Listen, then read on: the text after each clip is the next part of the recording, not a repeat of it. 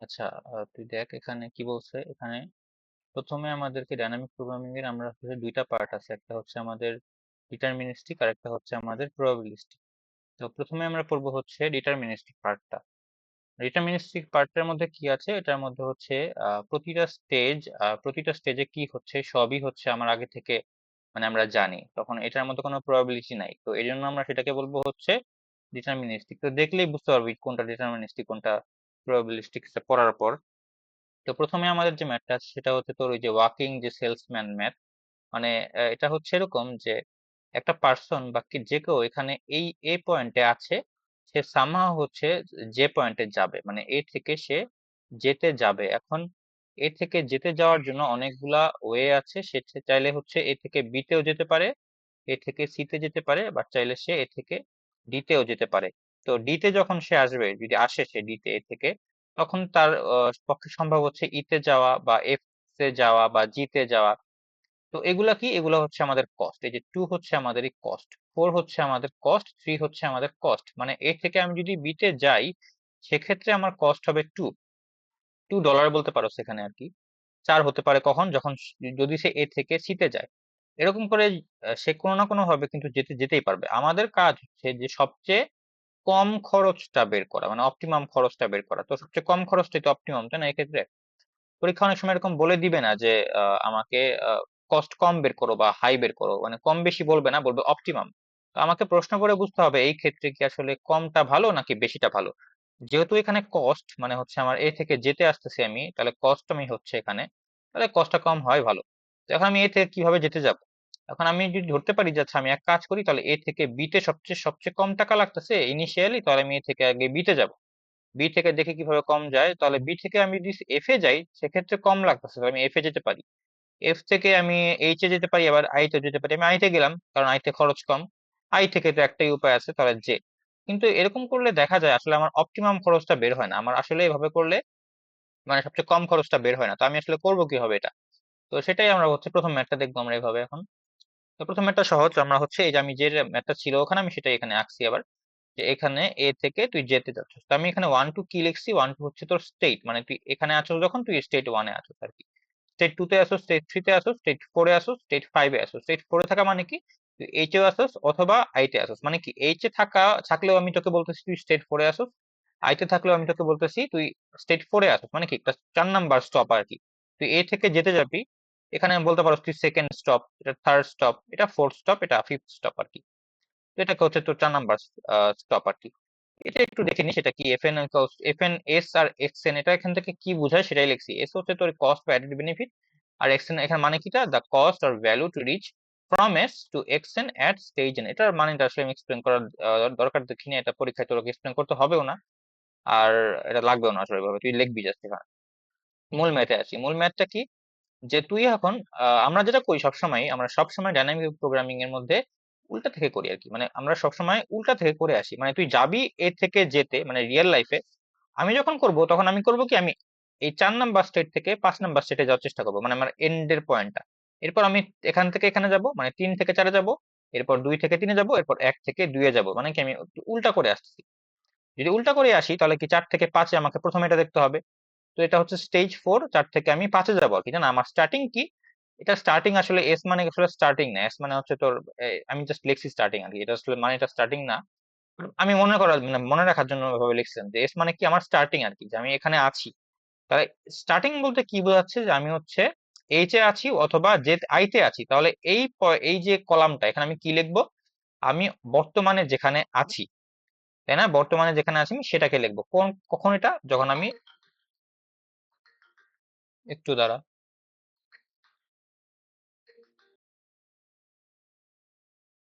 আচ্ছা, যেখানে ছিলাম যে আমি হচ্ছে এইচ এ অর অথবা এ আই তে আছি। আমি যখনই আমরা এই সেলসম্যানের ম্যাথ গুলো করবো, মানে ওয়াকিং যে সেলসম্যানের টাইপের ম্যাথ গুলো করবো, তখন আমি এই কলামে কি দিব, আমি যেখানে আছি। আর এটাকে আমি বলতেছি, এক্সপ্লেন করতেছি। এটা হচ্ছে আমার, দেখ যখন আমি স্টার্টিং এ আছি, এই যে মানে এই এইচ আই অথবা আই তে আছি, এইচ অথবা আই তে আছি, তখন আমার যাওয়ার কি একটাই অপশন না, মানে যেতে যাওয়ার অপশন। তাহলে আমি এই রোতে কি লিখবো, রোতে লিখবো আমি যেখানে যেখানে যাব। তো যেহেতু প্রথমে প্রথমে আমার যেতে যাওয়া ছাড়া কোনো উপায়ও নাই, তাহলে আমি এখানে আসলে একটাই লিখবো আর কি। তাহলে আমার এখানে আসলে লেখার দরকার নাই তুমি কোথায় যাবো এক্স্যাক্টলি।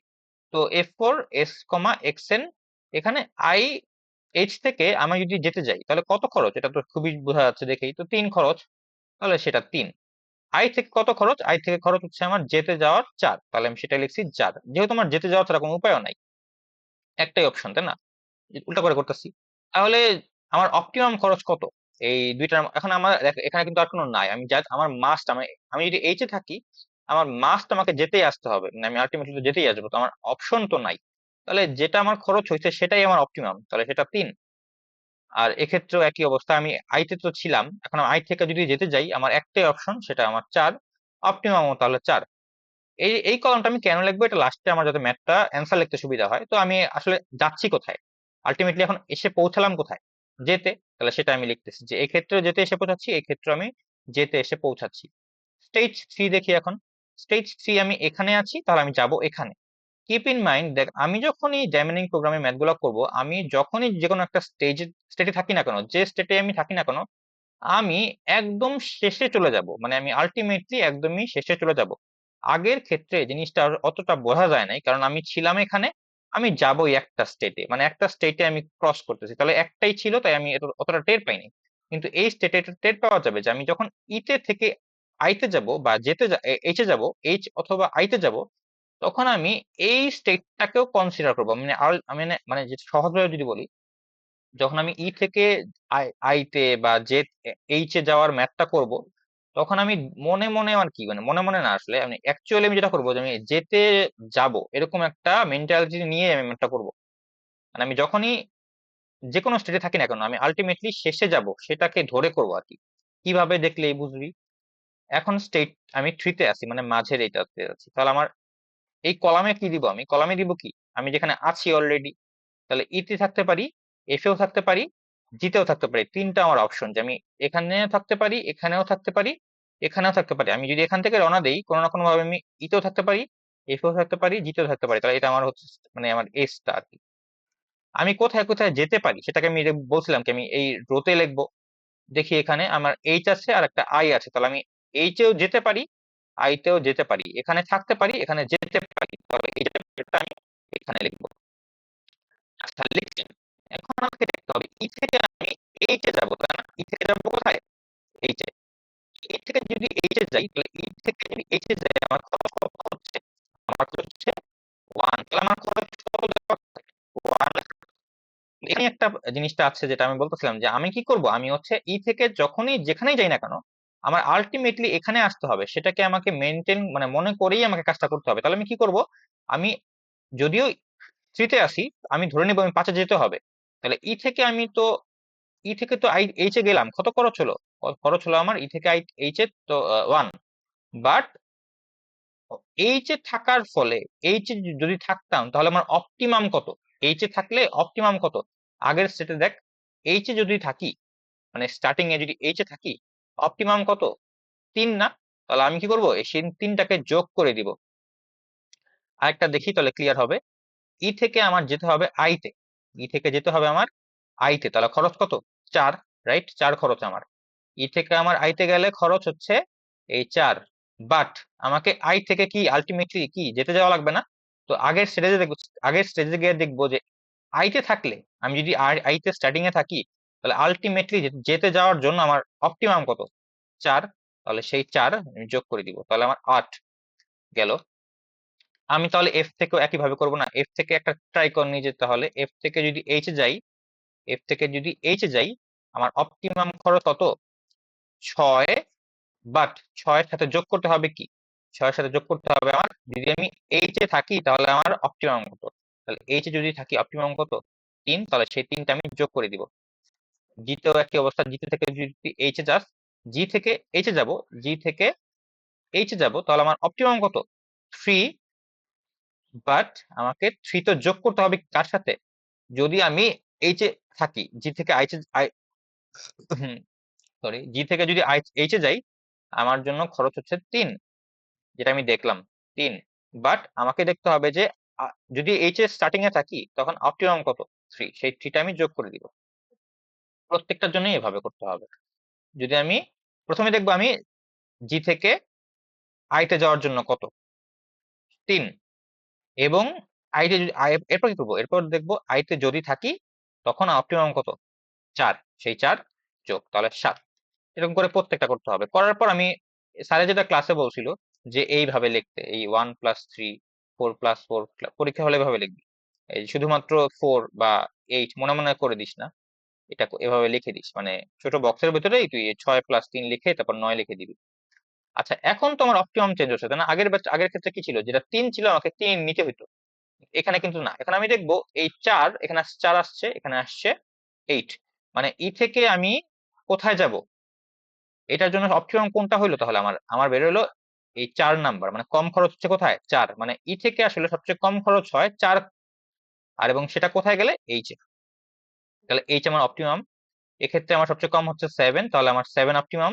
এবং 7 এ গেলে আমি কোথায় যাচ্ছি আসলে, এইচ এ আই এ যাচ্ছি, তাহলে আই। জিতে যদি থাকি আমার অপটিমাম কোথায়, 6 এ গেলে, মানে 6 খরচ হলে, 6 আমি কোথায় গেলে পাবো, এইচ এ গেলে আমার 6 খরচ হবে। তাহলে এভাবে আমি করে ফেলবো। আচ্ছা, রাইট, গেল এটা। তাহলে আমি এটা গেলাম, তাহলে স্টেজ টুটাও কি আমি একইভাবে করবো না, যে আমি স্টেজ 2 তে আছি, মানে কি আমি এখানে আছি, এখানে যাব, আমি তাহলে খরচটা বের করবো, দেখি কি হবে। তাহলে এটা লাস্ট দেখি আমরা। আমি বিট বিটে কোথায় ছিলাম, আমি বি সি বিসিডি, তাই তো? তাহলে বিসিডি আমার ইনিশিয়াল, আমি এখানে আছি, আমি যাব ই এফ জি তে, যেটা আমার আগের বার হচ্ছে তোর স্টার্টিং ছিল, এখন আমার এন্ডিং এ চলে আসতেছে না? তাহলে বি থেকে ইতে যাওয়ার অপটিমাম কত, মানে অপটিমাম না, বি থেকে ইতে যাওয়ার খরচ কত, বি থেকে ইতে যাওয়ার খরচ হচ্ছে 7, বি থেকে ইতে যাওয়ার খরচ 7, বাট আমাকে 7 সাথে কত যোগ করতে হবে, যদি আমি ইতে থাকতাম তাহলে অপটিমাম কত, মানে ইতে থাকলে অপটিমাম কত, 4, সেই 4 আমাকে যোগ করে দিতে হবে, আগের স্টেজের সাথে যোগ করে দিতে হবে। আর একটা দেখ, সিতে যদি থাকি, ইতে যাওয়ার জন্য অপটিমাম কত, সিতে থাকলে ইতে যাওয়ার জন্য অপটিমাম কত, দেখ 3, এই যে 3, তাহলে 3, হ্যাঁ 3 না, 3, হ্যাঁ 3, তাহলে সেই 3, কোনটা করতেছিলাম জানি, 3, হ্যাঁ 3 প্লাস ইতে যদি থাকি অপটিমাম কত, একটু আগে তো দেখলাম 4, এই 4, সেই 4 যোগ করে দিব। দেখ, প্রত্যেক ক্ষেত্রে 4 যোগ করা আছে, যখন আমি ইতে থাকবো অপটিমাম 4, সেই 4টা যোগ করে দিচ্ছি। তাহলে প্রত্যেকটার জন্য এইভাবে করলে তুই হচ্ছে গিয়া মানে তুই পাবি আর কি, যে আবার আগের মতোই, যে এখানে একটু দেখ, এখানে 11 আসছে আমার, কিন্তু 11 আমার দুই জায়গায় আসছে তাই না? তাহলে আমি দুইটাই লিখবো, যে ইতেও যাওয়া যেতে পারে অথবা এফ এও যাওয়া যেতে পারে, মানে বি থেকে আমি ইতেও যেতে পারি অথবা এফ তেও যেতে পারি। যদি আমি কোনো কারণে বিতে থাকি, আমার জন্য বেস্ট হচ্ছে ইতে যাওয়া অথবা এফ তে যাওয়া, একটাতে গেলেই হবে। তাহলে প্রত্যেকটার জন্য এভাবে লিখছি। তাহলে এক্ষেত্রে আমার ই আর এফ আসছিল, যে আমি যদি বিতে সামহাও থাকি, এটার মানে কি আসলে, এটা মানে হচ্ছে যদি আমি বিতে সামহাও থাকি, আমার জন্য বেস্ট হবে ইতে যাওয়া বা এফ এ যাওয়া, যে কোনো একটাতে গেলেই হবে, আমার খরচ একই হচ্ছে, বাট জিতে যাওয়া আমার জন্য ভালো হবে না যদি আমি ডিতে থাকি। এটা আমি লিখছিলাম আর কি এখানে, যদি লিখতে মন চায় দেখতে পারো। আচ্ছা, এবার আমাকে লাস্ট স্টেজ, যে আমি এখানে আছি, এখানে মানে যাবো আর কি, তাই তো 1 থেকে 2 তে যাবো। এখন দেখ, এখানে স্টার্টিং কয়টা আছে, স্টার্টিং আসলে একটা আছে না, প্রত্যেক ক্ষেত্রে স্টার্টিং অনেকগুলো ছিল, 2টা ছিল, 3টা ছিল, এখন স্টার্টিং আসলে একটাই, এই একটাই, মানে এ আর কি। আমি যাব কোথায় কোথায়, মানে যেতে পারি কোথায় কোথায়, আমি বিতেও যেতে পারি, সিতেও যেতে পারি, ডিতেও যেতে পারি, তাহলে সেটা আমি লিখছি, এই যে বিসিডি। তাহলে এ থেকে বিতে যাওয়ার খরচ কত, এ থেকে বিতে যাওয়ার খরচ কত, 3, সরি 2, 2 প্লাস কি করতে হবে আমার, প্লাস করতে হবে আগের স্টেজে বি থেকে অপটিমাম কত, 11, সেই বি থেকে অপটিমাম 11 যোগ করে দিছি, তাহলে 2, এ থেকে বিতে যাওয়ার জন্য 2 খরচ, বি থেকে অপটিমাম খরচ কত, 11, তাহলে সেই 11 যোগ, তাহলে 13। এ থেকে সিতে যাওয়ার খরচ কত, 4, সি থেকে অপটিমাম কত, 7, তাহলে সেই 7 যোগ। তাহলে এভাবে আমি প্রত্যেকটা পাইলাম। পেলে আমি এখন দেখবো আমার আলটিমেটলি অপটিমাম কত বেরোচ্ছে, আমার আলটিমেটলি অপটিমাম বেরোচ্ছে এই 11 আসলে, মানে আমার জন্য অপটিমাম হচ্ছে, যদি আমি এ তে থাকি, এবং আসলে তো আমি স্টার্টিং এ তেই থাকবো তাই না, তাহলে এ থেকে আমার জন্য বেস্ট হচ্ছে যদি আমি সি তে যাই অথবা দিতে যাই। কেন, কারণ আমি সি তেও 11 পাচ্ছি, ডিতেও 11 পাচ্ছি, যেটা আমার জন্য লোয়েস্ট এই ক্ষেত্রে। অ্যান্সারটা কিভাবে লিখবো, অ্যান্সারটা লেখা খুব সহজ। তুই তো একটা সেলসম্যান, মানে ওয়াকিং সেলসম্যান, তুই এখান থেকে এ থেকে তুই আলটিমেটলি তুই যাচ্ছিস কোথায়, তুই যেতে যাচ্ছিস তাই না? তাহলে শুরুটা তুই করবি এ থেকে তাই না? উল্টা করে তো আমরা অঙ্কটা করছি, কিন্তু আমাকে তো খরচটা করতে হবে অঙ্কটা, মানে আমাকে যে রাস্তাটা পার করতে হবে এ থেকে যেতে পর্যন্ত। তাহলে আমি কাজ শুরু করবো এ থেকে, আমি আছি এতে, এতে আছি, 3টা বাদ দে, এই 3টা বাদ দে, তুই একটা দিয়ে শুরু কর। এতে আসোস, তুই যাবি কই? সি তেও যেতে পারোস, ডি তেও যেতে পারোস। তাহলে কি, এ থেকে তুই সি তেও যেতে পারোস। এখন নতুন করে একটা লিখতে হবে, এ থেকে তুই ডি তেও যেতে পারোস। যেহেতু তুই যে কোনো দুইটা রাস্তায় যেতে পারোস, তাই আমাকে দুইটা রাস্তায় লিখতে হবে। এ থেকে সি তে যেতে পারি, লিখলাম। লেখার পর দেখলাম যে আমার তো ডিতেও যাওয়া যায়, তাহলে আমি কি লিখবো? আমি আবার এই লাইনটা লিখবো, এ থেকে ডিতেও যাওয়া যায়। তো আমার দুইটা লাইন হলো। এই লাইনটা কিন্তু এখনো আসে নাই, আমি কিন্তু এখনো লিখিনি এই লাইনটা এখনো, তাই না? তাহলে এ থেকে আমি সিতে যেতে পারি, লিখলাম। এ থেকে আমি ডিতেও যেতে পারি, নিচে আর একটা লিখলাম। আচ্ছা, এবার আমি আগের স্টেজে যাবো। যদি আমি সিতে থাকি, যদি যদি সিতে থাকি, অপটিমাম কত? 7। এবং আমাকে যাওয়া লাগে কোথায়? ইতে। তাহলে আমি সেটা লিখবো যে যদি আমি সিতে থাকতাম, অপটিমাম কোথায়? যাওয়া হচ্ছে ইতে। ডি এর জন্য দেখি আমি তাহলে, যদি আমি এই স্টেজে দিতে থাকতাম তাহলে আমার জন্য অপটিমাম কোথায়? ইতে অথবা এফ তে। তাহলে আমাকে কি, ইতে তো লিখলাম, কিন্তু এফ টা কোথায় লিখবো? তখন আমি নিচে এসে আরেকটা লাইন লিখবো যে এ ডি এফ। দিতে থাকলে এফ এও যাওয়া যায়। এ পর্যন্ত আসলাম। এখন আমি আগের স্টেজে, তার আগের স্টেজে যাবো। তার আগের স্টেজে কিভাবে যাবো? ই এর জন্য চেক করবো, তাই তো? তাহলে ই এর জন্য চেক করবো, ই এর জন্য আমি এখানে আসি। ই থাকলে আমার জন্য বেস্ট কোনটা যাওয়া? এইচে যাওয়া। তাহলে আমি ই থাকলে যাবো এইচে। এখানেও ইতে ছিলাম, তাহলে এইচে যাবো। তাহলে এই পর্যন্ত আসলাম। এটার জন্য তো করি না, এখানে কোথায় আছি? এখানে এফ এ আছি, তাহলে এফ এ যাই। এফ এ থাকলে কোথায় কোথায় বেস্ট? আইতে যাওয়া, তাহলে আই লিখবো। আই লিখবো। এখন আছে এইচ আর আই, তাহলে এইচ আর আই, তাহলে দেখ এইচ যদি থাকোস, মানে এইচ যদি থাকোস, বেস্ট কোথায় যাওয়া? মানে এইচ বোঝা যাচ্ছে, এইচে গেলে তো আমাকে যেতেই হবে। আইতে গেলেও যেতে যেতে হবে। তাহলে আমার এখান থেকে প্রত্যেকটার জন্যই তো যে হবে তাহলে, তাই না? তাহলে প্রত্যেকটার জন্য যে হবে, তাহলে এইভাবে আমি তিনটাকেই লিখতে পারলাম। এখন আসলে তিনটা হবে না, চারটা হবে না, পাঁচটা হবে না, 10টা হবে, এটা তুই তো করতে করতে বুঝবি। তুই কি করবি? তুই ব্যাকে যাবি, যে এ থেকে আমাকে যেতে হবে কোথায়? সিতে। তাহলে এ থেকে সিতে লিখবো। এ থেকে আবার ডিতে যেতে হবে, তাহলে লিখবো কি? এ থেকে ডিতে লিখবো। এরপর আমি তাহলে কি, আমার কাছে সি আছে আর আমার কাছে ডি আছে, মানে ডি, এখানে ডি আছে, আমার ডি আছে। তাহলে আমি আগের স্টেজে যাবো, এটা তো করে ফেললাম, এখানে আগের স্টেজে যাবো। এখন আমাকে সি সি থাকলে কোথায় যাওয়া যায়? ইতে যাওয়া যায়, তাহলে ই লিখবো। এখানে চলে আসলাম। বাট ডিতে তো আছে, তাই না? ডিতে ডিও তো লিখতে হবে। ডি জন্য কি হবে? ডি এর জন্য হবে আমার ই অথবা এফ। তাহলে দুইটা আছে যেহেতু, ইও লিখতে হবে, নিচে যায় আমাকে এই পর্যন্ত তো লিখতে হবে, আবার এফ ও লিখতে হবে। তাহলে আমি এখন পেলাম কি, ই ই এফ। তাহলে ইতে থাকলে তার আগে স্টেজে যাবো, তাহলে আগের স্টেজে এটা। ইয়ে থাকলে বেস্ট হচ্ছে তোর এই এইচ। তারপর এভাবে, মানে বুঝতে পারছো তো? এটা করতে পারবি আশা করি। এটা গেল। এরকম আসলে সেলসম্যানের ম্যাথ গুলো এরকমই, সব সবগুলো এরকম। এখানে স্যারে করছে ম্যাথটা, গেল। আম, আচ্ছা, এখানে আমার একটা ম্যাথ আছে, দেখি আমাদের কি বলছে। দ্য ওয়ার্ল্ড হেলথ কাউন্সিল, স্যারে হচ্ছে এগুলা স্ক্রিনশট নিচ্ছে, এগুলা তাই বোঝা যায় না। ওয়ার্ল্ড হেলথ, হ্যালো, আচ্ছা।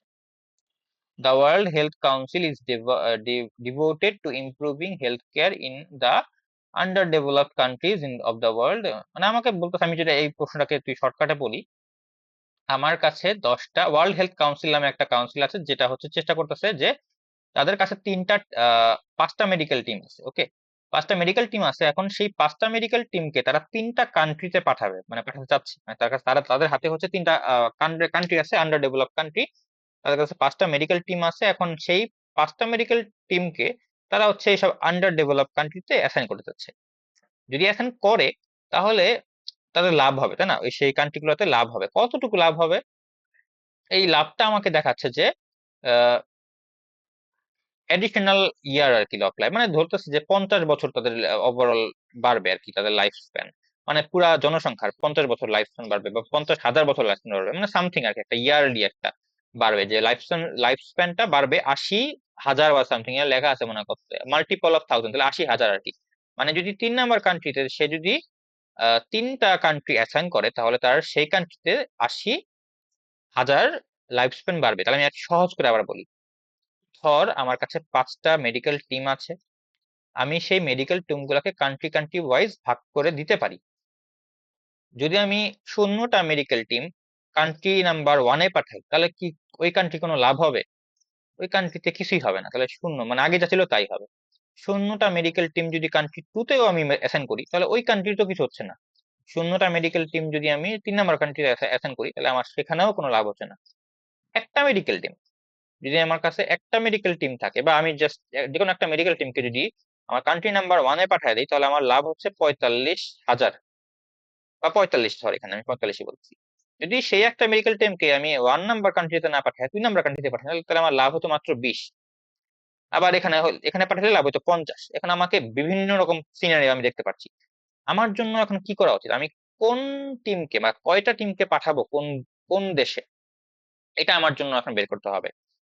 আমি যদি চাই যে কোনো একটা কান্ট্রিতেই সবগুলা মেডিকেল টিমকে অ্যাসাইন করতে পারি, এখানে লেখা আছে আর কি। আমার যদি ইচ্ছা হয় যে আমি আমি চাইবো যে 5টা টিমকে আমি যে কোনো একটা কান্ট্রিকে পাঠিয়ে দিব, তাহলে আমি সেটাও করতে পারি। যে আমি যদি 5টা টিমকেই ধর কান্ট্রি 2 নম্বর কান্ট্রিতে পাঠাই, তাহলে আমার জন্য লাভ হচ্ছে 150,000 বা 150। দেখে মনে হচ্ছে যে আমার আসলে এটা করাই বেস্ট, যে 5টা টিম আছে হাতে, 5টা টিমকে যদি 2 নম্বর কান্ট্রিতে পাঠিয়ে দিই তাহলে 150 লাভ হচ্ছে। এখানে লাভ হচ্ছে 120, এখানে লাভ হচ্ছে 130। তাহলে মনে হচ্ছে যে না, তাহলে এক কাজ করি, এটাই করে দিই। কিন্তু এরকমও হইতে পারে যে আমি যদি কোনো কারণে মানে কোনোভাবে যদি আমি মিক্স ম্যাচ করি, মানে 2টা কান্ট্রি পাঠালাম ওকে, একটা কান্ট্রি পাঠালাম একে, 2টা কান্ট্রি পাঠালাম ওকে, তাহলে এভাবে যদি কোনোভাবে করি তাহলে হয়তো আমার 150-এর চেয়েও বেশি আসতে পারে। আসলে আমার জন্য অপটিমাম কত হবে, মানে বেস্ট অপশন কোনটা, সেটা তোকে বের করতে বলতেছে যে আমার জন্য বেস্ট কি হয়, আমি কিভাবে পাঠাবো টিম গুলাকে। এরকমও করতে পারো যে 4টা টিমে একটা একটা পাঠাবি, আর বাকি একটা টিম আরেকটা পাঠাবি। আমাকে এটা মানে এমন না যে প্রত্যেকটা কান্ট্রিতেই একটা করে অন্তত পাঠাতে হবে, এরকম অঙ্ক আছে এক্সাম্পল এই এক্সারসাইজে, যে আমাকে অন্তত বলে দিবে যে অন্তত এত অ্যাসাইন করতেই হবে। কিন্তু এখানে সেটা বলে না, এখানে আমাকে বলছে যে আমার যদি মন চায় আমি কোনো একটা কান্ট্রিতে শূন্যটা টিমও অ্যাসাইন করতে পারি, এটা বলা আছে। ওকে, তাহলে আমি একটা করি। প্রশ্নটা তো বললাম, প্রশ্নটা হচ্ছে আমি রাখছি এখানে, তাহলে আমি শুরু করি নি একটু, একটু বড় করতে হবে।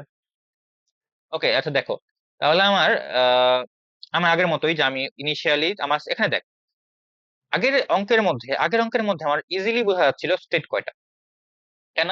আগের অঙ্কের মধ্যে ইজিলি কয়টা স্টেট আমার বোঝা যাচ্ছিল, একটা দুইটা তিনটা চারটা পাঁচটা। এক্ষেত্রে স্টেট কয়টা? এক্ষেত্রে স্টেট আমাকে আসলে নিজে বানায় নিতে হবে। আমি বানাবো কিভাবে? আমি 3টা কান্ট্রি আছে না, আমি ধরে নিব আমি সবার প্রথমে কান্ট্রি ওয়ানে টিম অ্যাসাইন করব। আমি ধরে নিব, তাহলে এটা হচ্ছে আমার স্টেট ওয়ান।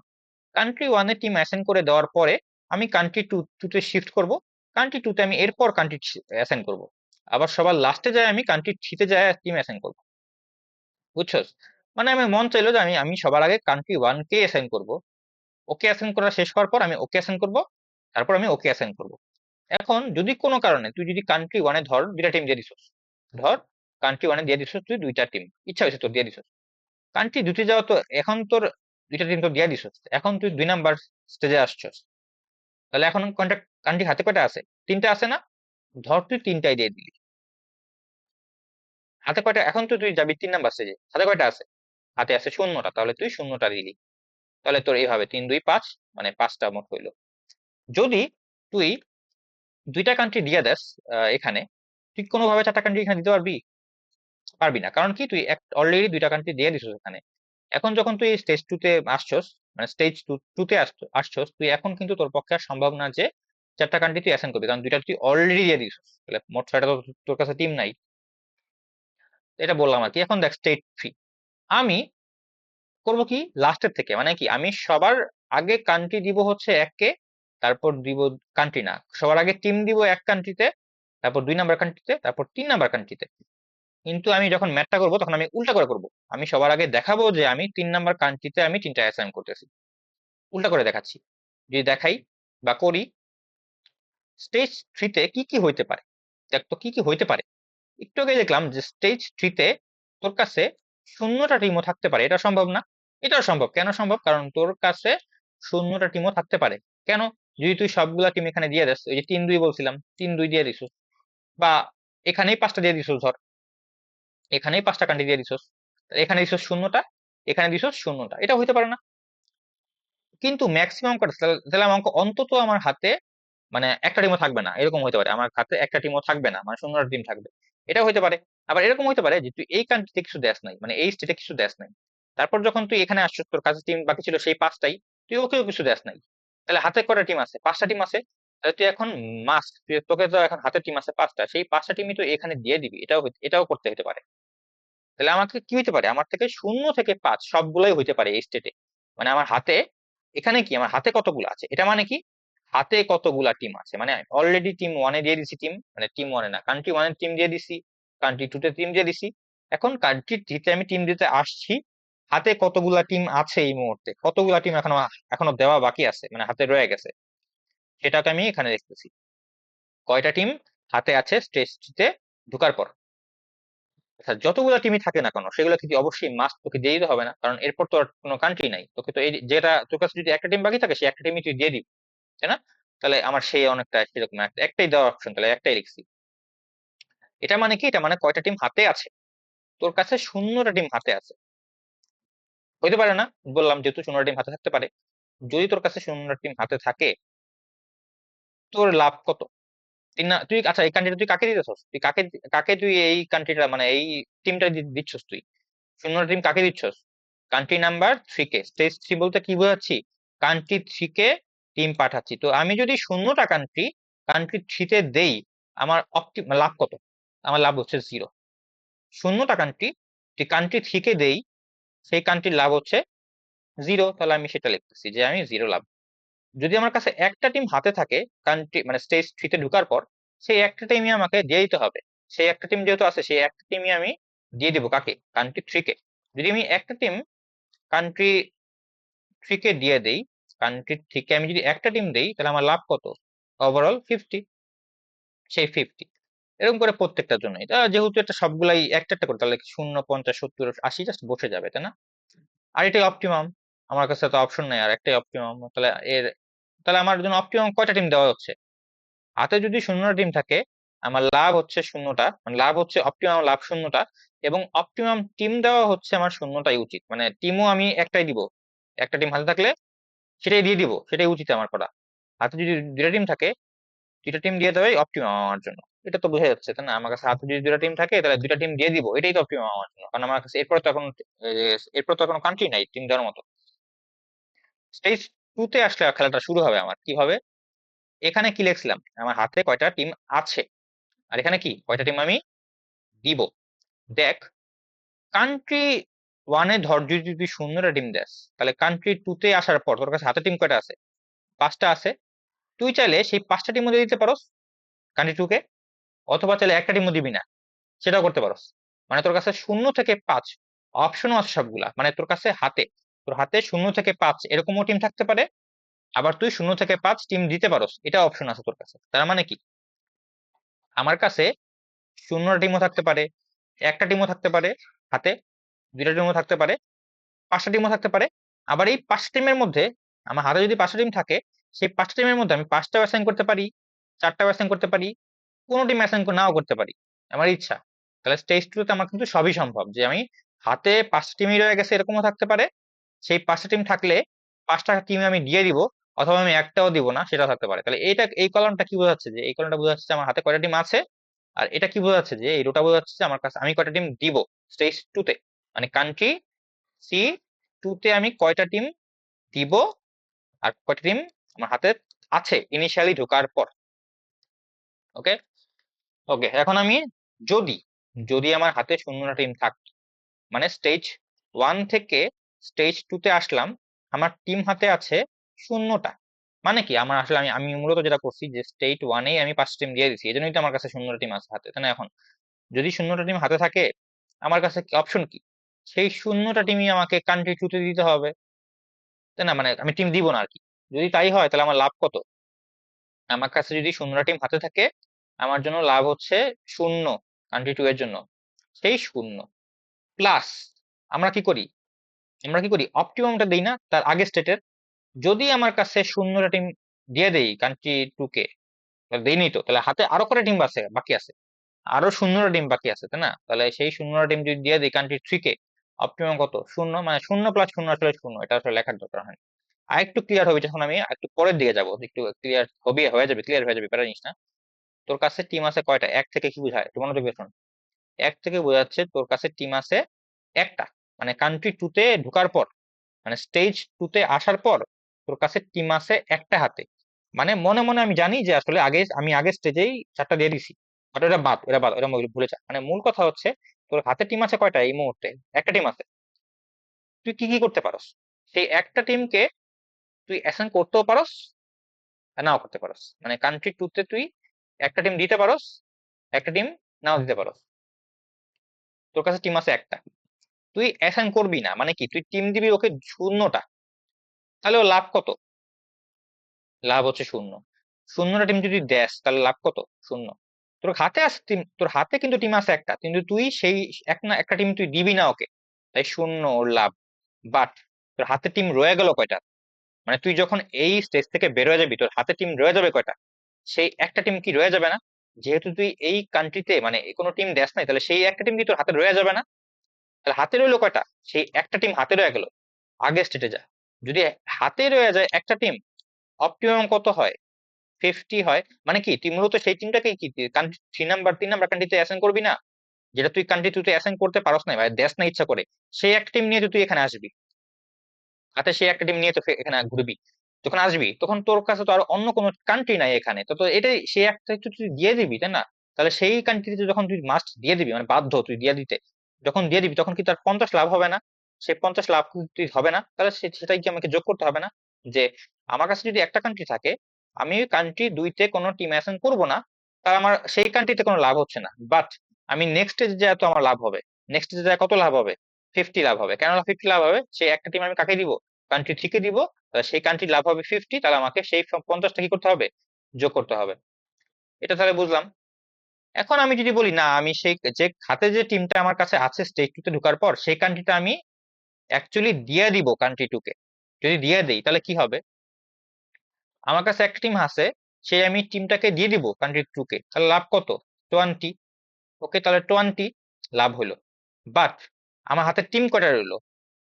না সরি, কি বলছি, আমার হাতে টিম কয়, এই 20, সরি এই 20। আমার হাতে টিম বাকি রইলো কয়টা এখন? আমার কাছে টিম ছিল কয়টা হাতে? একটা। কান্ট্রি ওয়ান থেকে আসার পর কান্ট্রি টু তে যখন আমি আসলাম টিম দিতে, আমার কাছে একটা টিম হাতে রয়েছে। সে একটা টিম আমি দিয়ে দিছি অলরেডি কান্ট্রি ওই টু কে দিয়ে দিছি। তাহলে আমার এখন হাতে বাকি আছে কয়টা? এখন তো কোনো টিম বাকি নেই। তাহলে যদি হাতে টিম বাকি না থাকে, মানে শূন্যটা টিম হাতে থাকে, তাহলে আমার জন্য অপটিমাম কত? শূন্য। তাহলে আমার সেই শূন্যটা যোগ করতে হবে, আমি সেটা যোগ করে দেখাইনি। মানে কি প্লাস শূন্য, মানে কি সেটি 20 হবে। আর একটু ক্লিয়ার হবে যখন পরেরটা যাব। কত? দেখি। আমাকে বলতেছে যে আমার কাছে টিম আছে দুইটা। আমার টিম আছে দুইটা। যদি দুইটা টিম থাকে, আমি যদি সেই দুইটা টিমের মধ্যে একটা টিমও আমি অ্যাসাইন না করি ওকে, মানে কান্ট্রি টুতে যদি একটা টিম অ্যাসাইন না করি, আমার জন্য লাভ কত হবে? শূন্য। আমি তো জানি, একটু আগে দেখছি গ্রাফ, শূন্য আগে একটু আগে দেখছি, টেবিল দেখছি, শূন্য হবে আমার লাভ। যদি আমার কাছে আমি যদি শূন্যটা টিম অ্যাসাইন করি কান্ট্রি টুতে, আমার জন্য লাভ হবে শূন্য। হাতে আছে আমার দুইটা টিম, কিন্তু আমি একটাও দিব না ওকে, দিব কয়টা? শূন্যটা। তখন আমার লাভ হচ্ছে শূন্য। বাট আমি যখন কান্ট্রি জিতে যাব, তখন কি আমার হাতের টিম বাকি থাকবে কয়টা? সেই দুইটাই বাকি থাকবে। যদি দুইটাই বাকি থাকে, দুইটা যদি টিম আমার হাতে থাকতো, তাহলে আমার আগের স্টেজে লাভ কত? 70। সেই 70 যোগ করে দিব। 70 যোগ করে দিব। এইবার এটাতে দেখ, এটা দেখলে একটু ক্লিয়ার হবে। তোর কাছে টিম আছে দুইটা, তুই দিবি একটা। যদি একটা টিম কান্ট্রি টু তে দেস, তাহলে লাভ কত সেই টিমের কান্ট্রির জন্য? 20। একটা টিম দিছিস তুই ওকে, সেই 20। বাট এখন হাতে কয়টা আছে?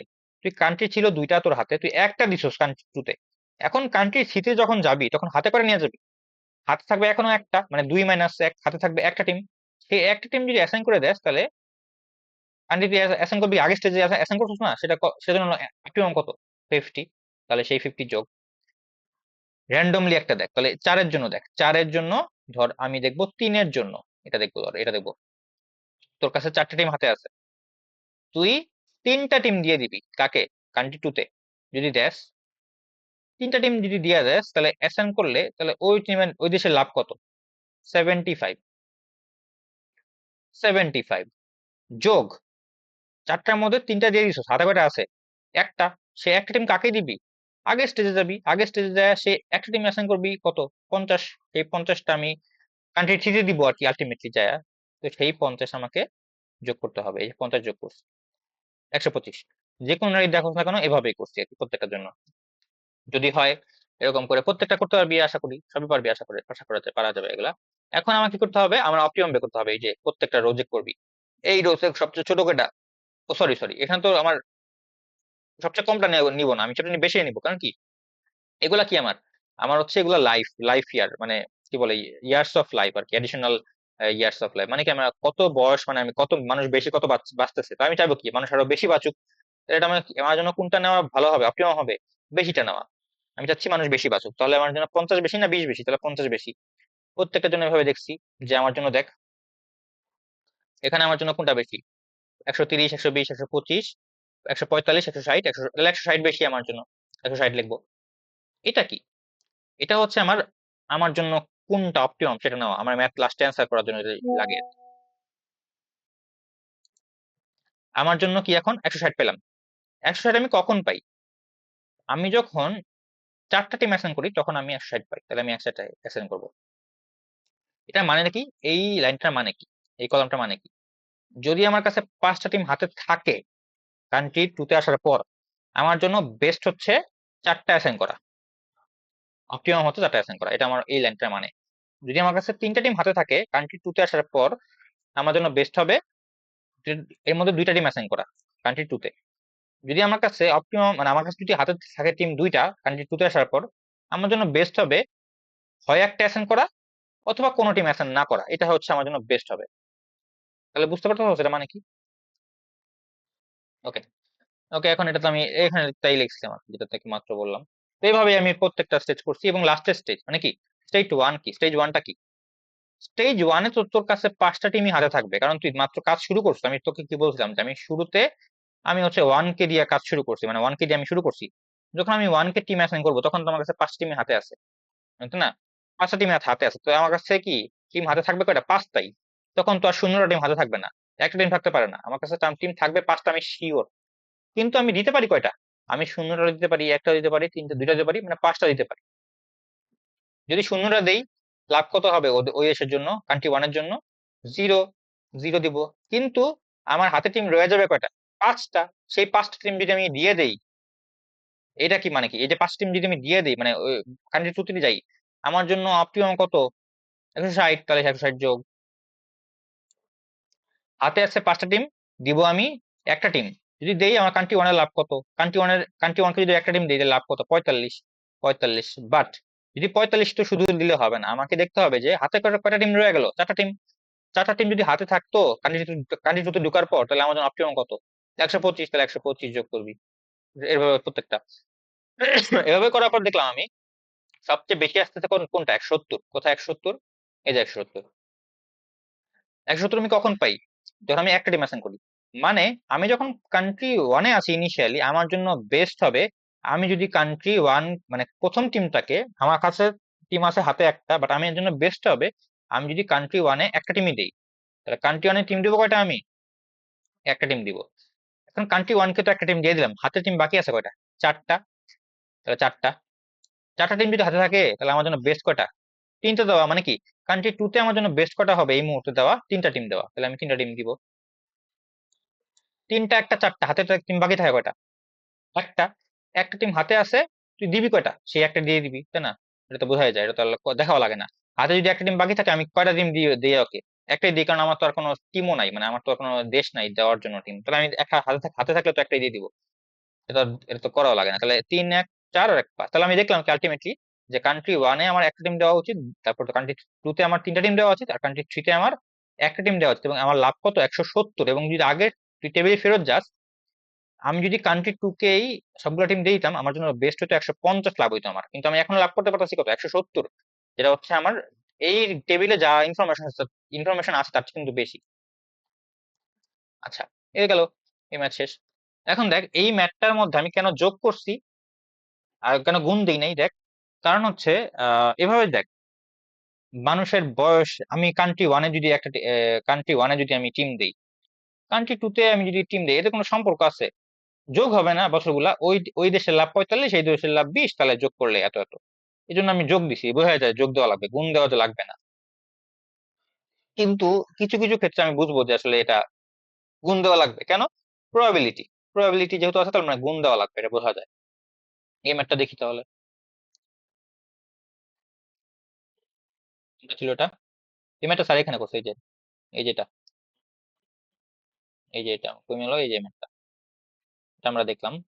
এই যে 100, এই এক ছিল আমাদের, 21 ছিল, তবে স্যার এখানে লিখছে আর কি, এখানে দেখিস। এই ম্যাথটা কি বলছে? একটা government space project is conducting research. আচ্ছা, এখানে একটা জিনিস হচ্ছে যে একটা রিসার্চ করা হচ্ছে। এই রিসার্চের মধ্যে দেখা গেল যে যে একটা টিম ফেল করবে। সেই 3টা টিম আছে, মানে একটা একটা তো রিসার্চ প্রজেক্ট হচ্ছে, এবং সরকার কি করছে, গভর্নমেন্ট করতেছে কি, যে 3টা টিমকে অ্যাসাইন করছে। 3টা টিমকে বলছে তোমরা হচ্ছে এটা হচ্ছে করো, এই তোমাকে একটা টাস্ক দিলাম, এই টাস্কটা ফুলফিল করো।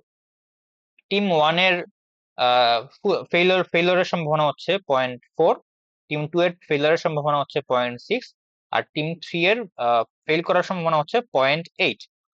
বাট আমাদের সরকারের কাছে যে দুইটা নতুন টিম আসছে, মানে দুইটা নতুন সায়েন্টিস্ট আসছে, সেই সায়েন্টিস্ট গুলাকে আমি চাইলে এখন এই টিম গুলাতে দিয়ে দিতে পারি। আমার হাতে সায়েন্টিস্ট আছে দুইটা। এখন আমি কোন সায়েন্টিস্টকে বা কয়টা সায়েন্টিস্টকে কোন টিমে আমি অ্যাসাইন করব আমার যাতে সবচেয়ে লোয়েস্ট হয় প্রবাবিলিটিটা যে ফেইলিয়ারের। আমি দেখতেছি আমি তো 0টা সায়েন্টিস্ট যদি দেই তাহলে তো আমার আগের মতোই, তাই না? আমার প্রবাবিলিটি ফেল করার যে সম্ভাবনা সম্ভাবনা ছিল সেটা আগের মতোই থাকবে। একটা সায়েন্টিস্ট যদি আমি একটা টিমে দিয়ে দেই, টিম নাম্বার 1-এ দিয়ে দেই, তাহলে আমার ফেইলারের প্রবাবিলিটি কমে আসতেছে কমে আসতেছে, কমে কত আসলো? 0.2 আসলো। সে একটা টিমকে যদি আমি কান্ট্রি টু না টিম 2-তে দেই, তাহলে 0.4 কমে আসতেছে, ওর ত্যাগ 0.6 থেকে 0.4-এ আসতেছে। এরকম আমার কাছে দুইটা সায়েন্টিস্ট আছে, যদি আমি দুইটা সায়েন্টিস্টই দিয়ে দেই কান্ট্রি বলতেছি কেন বারবার, টিম 1-এ দিয়ে দেই, তাহলে আমার অনেক কমে আসছে প্রবাবিলিটিটা। এখানেও দেখ প্রবাবিলিটি কমে আসছে। এখানে আমি কি করব? আমি কি দুইটা সায়েন্টিস্টকেই যে কোনো একটা কান্ট্রিতে দিয়ে যে কোনো একটা টিমে দিয়ে দিব, নাকি একটা একটা করে কোনো একটা জায়গায় দিব? এখন আমি কি করব, কয়টা সায়েন্টিস্ট কোন টিমে দিব, এটা আমার চাচ্ছে আর কি ডাইনামিক প্রোগ্রামের মাধ্যমে, তাই তো? তো এটা করি আমরা। দেখ, এটা আগের মতো আসলে বলার তেমন কিছু নাই আমার কাছে। ওই যে আমি কি করব, সবার আগে আমি আগের মতো আমি ধরে নিচ্ছি সবার আগে আমি টিম 1-এ সায়েন্টিস্ট দেওয়ার কনসিডারেশন রাখবো, তারপর 2-তে, তারপর সবার লাস্টে আমি সায়েন্টিস্ট, মানে টিম 3 নাম্বার টিমে আমি সায়েন্টিস্ট দেওয়ার মানে প্রবাবিলি মানে করবো আর কি, মানে সবার দিব আর কি। সবার আগে আমি ওকে দিব, তারপর আমি ওকে দিব, তারপর আমি ওই টিমকে দিব। তা আমি উল্টা করে করি, তাহলে টিম নাম্বার 3-তে আছি আমি। টিম নাম্বার যদি 3-তে থাকি, এখন আমার কাছে কি কি হইতে পারে? এরকম হইতে পারে আমার কাছে কোনো সায়েন্টিস্ট নাই, মানে আমি অলরেডি 1 নাম্বার বা 2 নাম্বার টিমে দিয়ে এসে পড়ছি সবগুলো সায়েন্টিস্ট আমার হাতে। যখন আমি 3 নাম্বার কান্ট্রিতে আসছি, 3 নাম্বার কান্ট্রি বলতেছি, মানে 3 নাম্বার টিমে যখন আমি আসছি, আমার হাতে আর কোনো সায়েন্টিস্টই নাই, সুন্দর সায়েন্টিস্ট আছে, এটা হইতে পারে। আবার এরকম হইতে পারে আমার কাছে সবগুলো সায়েন্টিস্টই আছে, আমি কোনো টিমকেই সায়েন্টিস্ট দেই নাই, তাহলে আমার কাছে দুইটা সায়েন্টিস্টই রয়ে গেছে, এটা হইতে পারে। আমার কাছে যতগুলো সায়েন্টিস্ট থাকুক না কেন, আমি সেগুলো কি দিয়ে দিব না ওকে? কারণ আমার কাছে তো আর অন্য কোনো টিমও নাই, তাহলে আমার কাছে এটাই দিয়ে দিব ওকে। যদি শূন্যটা থাকে, লাভ কত? আমার ফেইলার হওয়ার সম্ভাবনা কত? ফেইলার, এখানে ফেইলার কিন্তু লাভ না কিন্তু, ফেইলারের সম্ভাবনা কত? 0.8। যদি আমি একটা সায়েন্টিস্টকে দিয়ে দেই কান্ট্রি 1-এ, তাহলে আমার ফেইলার হওয়ার সম্ভাবনা কত? 0.5। যদি দুইটাকে দিয়ে দেই তাহলে 0.3। অপটিমাম তাহলে কত হবে? এই আমি যেটা দিচ্ছি সেটাই অপটিমাম। টিম 2-তে দেখ, টিম 2-তে কি হতে পারে? টিম 2-তে তো সবই হইতে পারে, যে আমার কাছে এরকমও হইতে পারে যে আমার কাছে একটা টিমও হাতে নাই, একটা সায়েন্টিস্টও হাতে নাই, আবার এরকম হইতে পারে যে সবগুলো সায়েন্টিস্টও হাতে আছে। তাই সেটাই লিখছি যে আমার হাতে দুইটা টিম, 0টা সায়েন্টিস্ট আছে, একটা সায়েন্টিস্ট আছে, দুইটা সায়েন্টিস্ট আছে, এটাও হইতে পারে। আবার কাছে আবার আবার এরকম হইতে পারে যে আমি সেই দুইটার মধ্যে আমি একটাও দিব না, দুইটার মধ্যে আমি একটা দিব, দুইটার মধ্যে আমি দুইটাই দিব, এরকম হইতে পারে। তো দেখি, যদি তোর সায়েন্টিস্ট হাতে থাকে 0টা, তাহলে তুই 0টাই অ্যাসাইন করবি। কারণ ঠিক কোথায়, মানে টিম 2-তে যদি তুই 0টা সায়েন্টিস্ট অ্যাসাইন করস টিম 2-তে, তাহলে ওর ফেলার সম্ভাবনা কত? ফেলার হওয়ার সম্ভাবনা কত? 0.6। 0.6 লিখলাম, বাট গুণ দিতে হবে। কত গুণ দিব? আমার দেখতে হবে যে আমার হাতে এখন সায়েন্টিস্ট আছে কয়টা? 0টাই আছে। তাহলে সেই আগের 0টার মধ্যে কত আছে? 0.08, তাহলে 0.08 গুণ।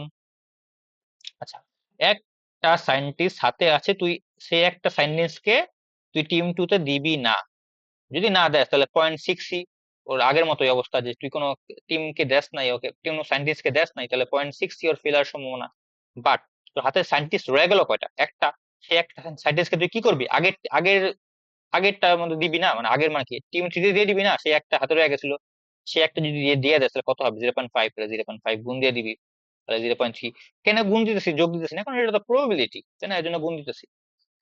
একটা টিম, একটা সায়েন্টিস্ট হাতে আছে, সে একটাকেই তুই দিয়ে দিবি, সে একটাকেই তুই দিয়ে দিবি, তাহলে কাকে দিবি? এই কান্ট্রি বলে কি, টিম 2 কে দিবি, তাহলে একটা হাতে হাতে আছে, সে একটাকে দিয়ে দিবি, তাহলে তুই এখন তোর লাভ কত, মানে ফেলিয়ারের প্রবাবিলিটি কত? 0.4। 0.4, বাট হাতে টিম রয়ে গেছে কয়টা, মানে হাতে সায়েন্টিস্ট রয়ে গেছে কয়টা? 0টা, কারণ হাতে তো একটা ছিল, সে একটা দিয়ে দিচ্ছে, তাহলে হাতে রয়ে গেল কয়টা? 0টা। 0টার জন্য আমার আগের স্টেজে কত? 0.8, তাহলে 0.8।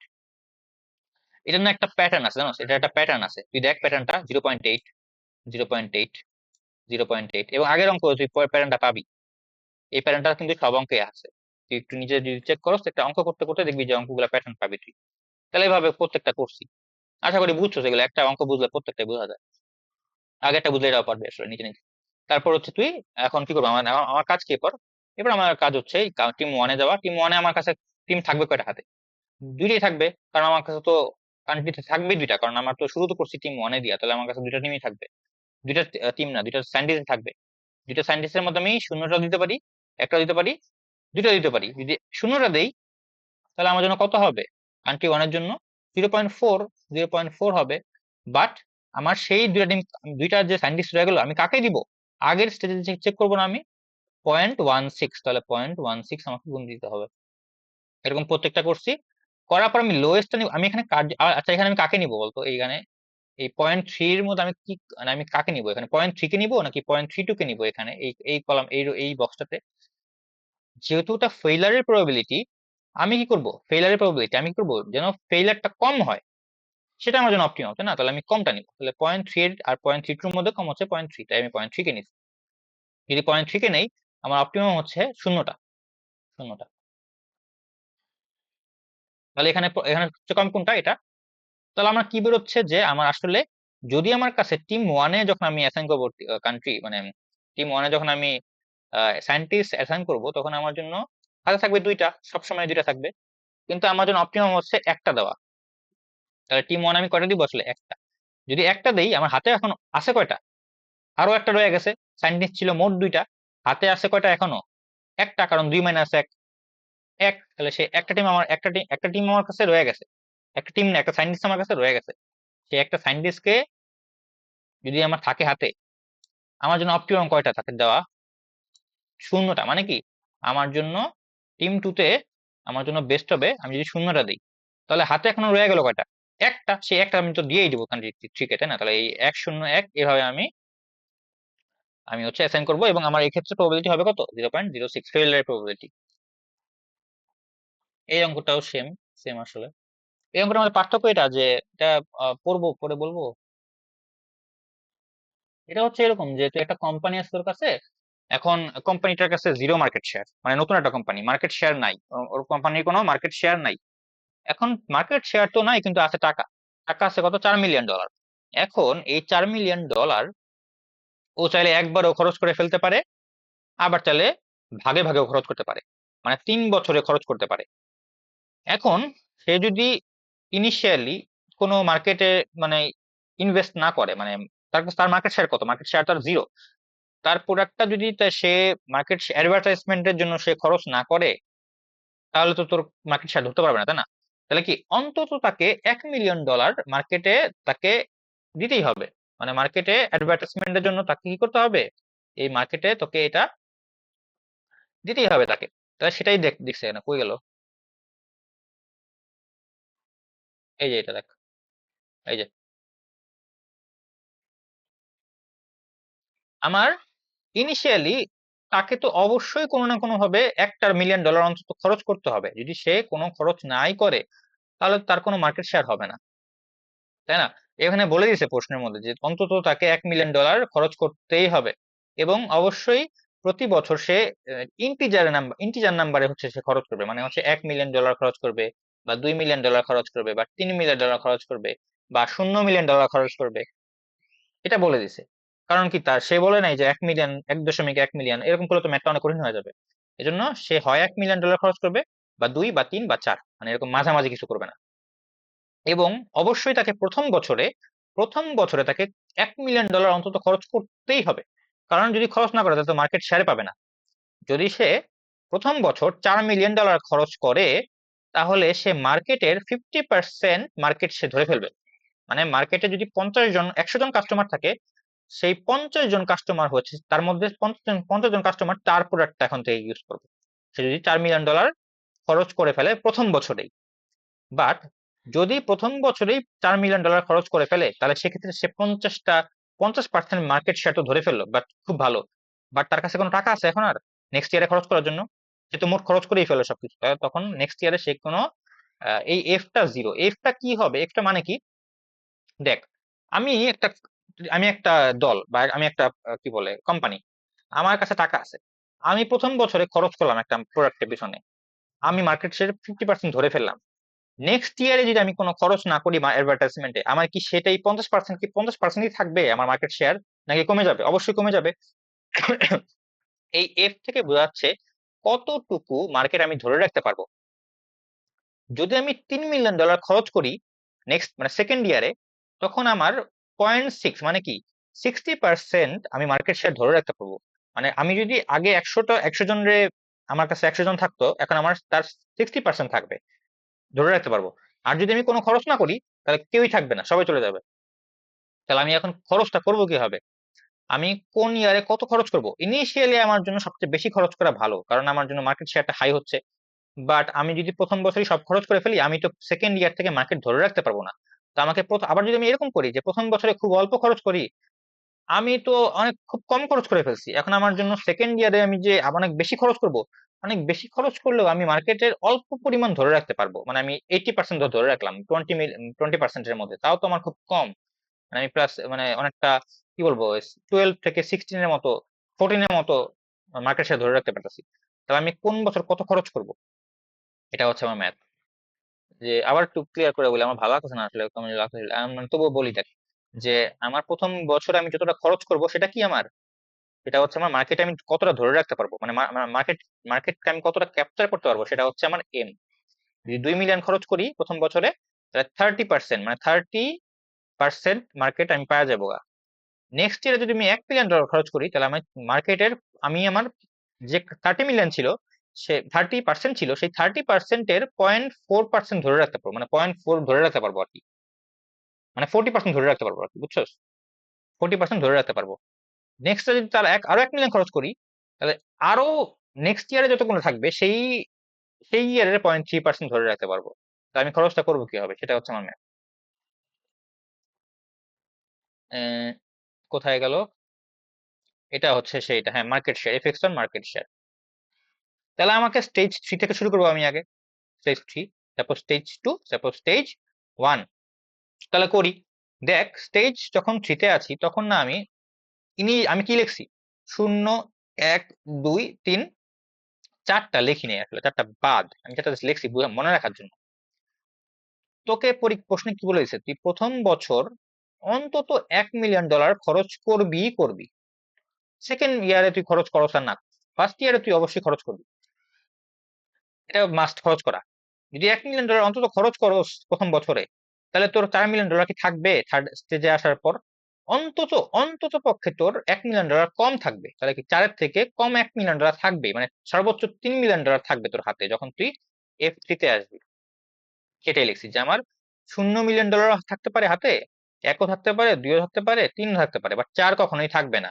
যদিও আমার শুরুতে $4 মিলিয়ন ছিল, কিন্তু যেহেতু আমাকে $1 মিলিয়ন খরচ করে ফেলতে হয়েছে প্রথম বছর অন্তত, লিস্ট, তাহলে কোনোভাবেই আমি $4 মিলিয়ন থাকবে না হাতে, এর চেয়ে কমই থাকবে। শূন্যও থাকতে পারে, কিন্তু 4-এর চেয়ে কম থাকবে। যদি শূন্য থাকে, মার্কেটে কত পার্সেন্ট ধরে রাখতে পারবো? 0.3। তাহলে 0.3, 1 থাকলে 0.567 এর হবে। গেল। সেকেন্ড ইয়ারে দেখি, সেকেন্ড ইয়ারে এখানেও কি সেম না, যে আমার অন্তত $1 মিলিয়ন কি আমি আগের স্টেজে খরচ করে আসছি না? এই স্টেজে আসার সময় আমি কি অন্তত $1 মিলিয়ন খরচ করে আসছি না এখান থেকে? তাহলে কি আমি এখন 4 কি হবে? তার হবে না। শূন্য থাকতে পারে। যদি $0 মিলিয়ন হাতে থাকে, তাহলে আমি কত মিলিয়ন ডলার তাকে, মানে কত মিলিয়ন ডলার আমি খরচ করব এই ওই ইয়ারে? $0 মিলিয়ন। সেক্ষেত্রে আমার মার্কেটে আমি কতটা ধরে রাখতে পারবো? মার্কেটে আমি 0.2 ধরে রাখতে পারবো। তাহলে 0.2 ইন্টু আগের স্টেজে কত আছে বাকি, এখন হাতে কত আছে? শূন্য। ভুল বলছি, না ঠিকই বলছি। তোর 0.2 ইন্টু 0.3 হবে, ইন্টু 0.3। কেন? কারণ আমার কাছে শূন্যটা টিম আছে, $0 মিলিয়ন আছে। আমি $0 মিলিয়ন দিচ্ছি কাকে? স্টেজ 2 কে। তাহলে আমার জন্য 0.2, 0.2 হচ্ছে আমার আমার কাছে মার্কেট ধরে রাখতে পারবো। ইন্টু এখনো কত আছে নেক্সট, আগের স্টেজে কত শূন্যই হাতে আছে, সেই শূন্য আমি যদি লিখি, তাহলে শূন্যের জন্য লাভ কত? 0.3, তাহলে 0.3 গুণ, এটা প্রবাবিলিটি ম্যাথ না? একটা র্যান্ডমলি এটা ধর, এটা দেখি। হাতে আছে 2, আমি দিব 1। হাতে আছে 2, দিব আমি 1। হাতে $2 মিলিয়ন আছে। যদি $2 মিলিয়ন থাকে, আমি দিব কত? $1 মিলিয়ন। $1 মিলিয়ন যদি দেই তাহলে আমার লাভ কত হয়? 0.4, 0.4, 2 এই 0.4। তাহলে আমার হাতে কত আছে? আর $1 মিলিয়ন বাকি আছে না? এই $1 মিলিয়ন তো দিলাম, তাহলে হাতে কত রয়ে গেল? আরো $1 মিলিয়ন রয়ে গেল। সে $1 মিলিয়নের জন্য অপটিমাম কত? 0.5, তাহলে 0.5 গুণ এই যে 0.2 আসতেছে আমার। এভাবে করে করছি। তাহলে এই ফার্স্টে যে কত থাকবে আমার হাতে? $4 মিলিয়ন থাকবে। বাট কখনোই কিন্তু $0 মিলিয়ন আমি দিব না। $0 মিলিয়ন দিব, আমাকে অন্তত $1 মিলিয়ন কিন্তু দিতেই হবে। 2ও দিতে পারি, 3ও দিতে পারি, 4ও দিতে পারি, কিন্তু আমি কখনোই $0 মিলিয়ন দিব না। কারণ কি আমাকে বলে দিয়েছে প্রশ্নটা, তোমাকে অন্তত ফার্স্ট ইয়ারে $1 মিলিয়ন খরচ করতেই হবে। তাহলে আমি এরপর বাকিটা করছি হবে। তাহলে আমি এরপর জাস্ট অপটিমামটা বের করছি, এখানে লিখে দেওয়া আছে। এই হলো তোর ডিটারমিনিস্টিকের ম্যাথ। আরো ম্যাথ আছে এখানে, তোর এক্সট্রা ম্যাথ আছে, এই ম্যাথ গুলো করতে পারো চাইলে। সহজ আছে মোটামুটি, দেখতে পারো টাইম পাইলে। একই অঙ্ক। ডিটারমিনিস্টিকের ম্যাথ দেখি, আসলে আজান দিছে রে। ও আচ্ছা, দাঁড়া দেখতেছি, আমি তোকে দেখাই দিই এটা সাথে জিনিসটা। এখানে আমাকে কি বলছে? আচ্ছা, এই প্রবাবিলিস্টিকের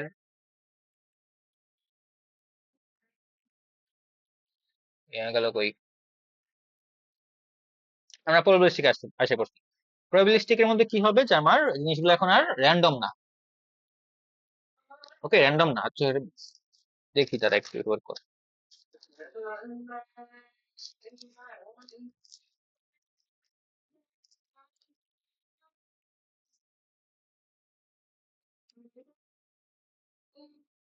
এটা একটু আর নামাজটা পড়ার পর তারপর হচ্ছে আমরা শুরু করি আবার, ঠিক আছে? হ্যালো। আচ্ছা, দেখ আমাদের প্রবাবিলিস্টিকের মধ্যে যেটা হচ্ছে, আমরা কেন প্রবাবিলিস্টিক বলতেছি, এটাকে প্রবাবিলিস্টিক বলার কারণটা হচ্ছে, মানে কেন আমরা প্রবাবিলিস্টিক বলি ডাইনামিক প্রোগ্রামিং এটাকে, জিনিসটা হচ্ছে আমরা পরের স্টেজে কি যাব কি যাব না, এটা কি আমাদের কাছে আগে ক্লিয়ার ছিল না আনক্লিয়ার ছিল? যদি দেখো, আমাদের কাছে কিন্তু এটা আনক্লিয়ার ছিল না। মানে আমরা হচ্ছে যদি দেখি এটার মধ্যে, ধর এখানে যদি দেখো যে আমি যদি দুইটা টিম এখানে দেই, মানে দুইটার মধ্যে যদি শূন্যটা টিম দেই, তাহলে আমি অবশ্যই বাকি দুইটাকে আমাকে এখান থেকে নিতে হবে, তাই না? তখন আমি এটা শিওর ছিলাম। এরকম একটা ছিল আমাদের কাছে, যেমন এটা কি দেখ, যদি আমি দুইটা টিমের মধ্যে শূন্যটা দিয়ে দিই তখন আমার প্রবাবিলিটি 0.2, বাট বাকি দুইটা টিম আমার কাছে হাতে আছে, সেই দুইটা টিমকে আমি অবশ্যই এখান থেকে নিবো, তাহলে 0.06, তাহলে আমি সেখান থেকে করতে পারতেছি। কিন্তু এখানে মানে প্রবাবিলিটির ক্ষেত্রে যেটা হয়, অঙ্ক পড়লেই বুঝবি যে আমাদের যেটা হয় যে আমাদের আমরা নেক্সট স্টেজে কি যাব কি যাব না, মনে কর স্টেজ বলতে কি বোঝাচ্ছি, ধর এই যেটা বোঝাচ্ছি যে যে এই প্রথমে আমরা এখানে ছিলাম, তারপর আমরা এখানে গেছি, তারপর আমরা এখানে গেছি, তারপর আমি উল্টা করে করছি। বাট এই ক্ষেত্রে আমি কি আসলে কি নেক্সট স্টেজে যাব কি যাব না, এটা আমি শিওর না। মানে এটার মধ্যে আনক্লিয়ারিটি আছে, মানে প্রবাবিলিটি আছে। বা আমি যদি যাই, আমি কয়টা হচ্ছে নিব বা কয়টা করব সেটাও আনক্লিয়ার।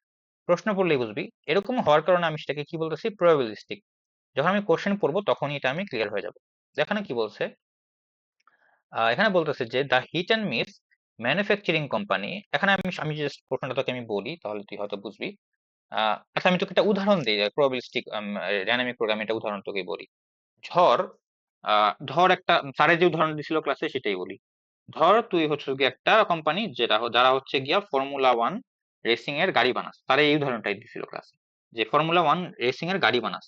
এখন একটা ব্র্যান্ড একটা প্লেয়ারের জন্য কয়টা গাড়ি বানানো লাগে? দুইটা গাড়ি বানানো লাগে না? দুইটা গাড়ি বানানো লাগে। মানে একটা রেসিং এর জন্য দুইটা গাড়ি লাগে, ওই ওই রেসটার জন্য দুইটা গাড়ি আমাদের লাগে। এখন দুইটা গাড়ি তোমার লাগবে। এখন তুই কি শিওর, তুই যখন প্রোডাক্টটা বানাবি, মানে গাড়ি দুইটা যখন বানাবি, তুই যে কোম্পানিটা গাড়ি বানাস, গাড়ি যখন বানাবি তুই কি শিওর যে দুইটা গাড়ি একদম ভালো হবে, ঠিকঠাক হবে? মানে তুই দুইটা গাড়ি বানালি, দেখা গেল একটা ডিফেক্ট, তখন তোকে কি করতে হবে?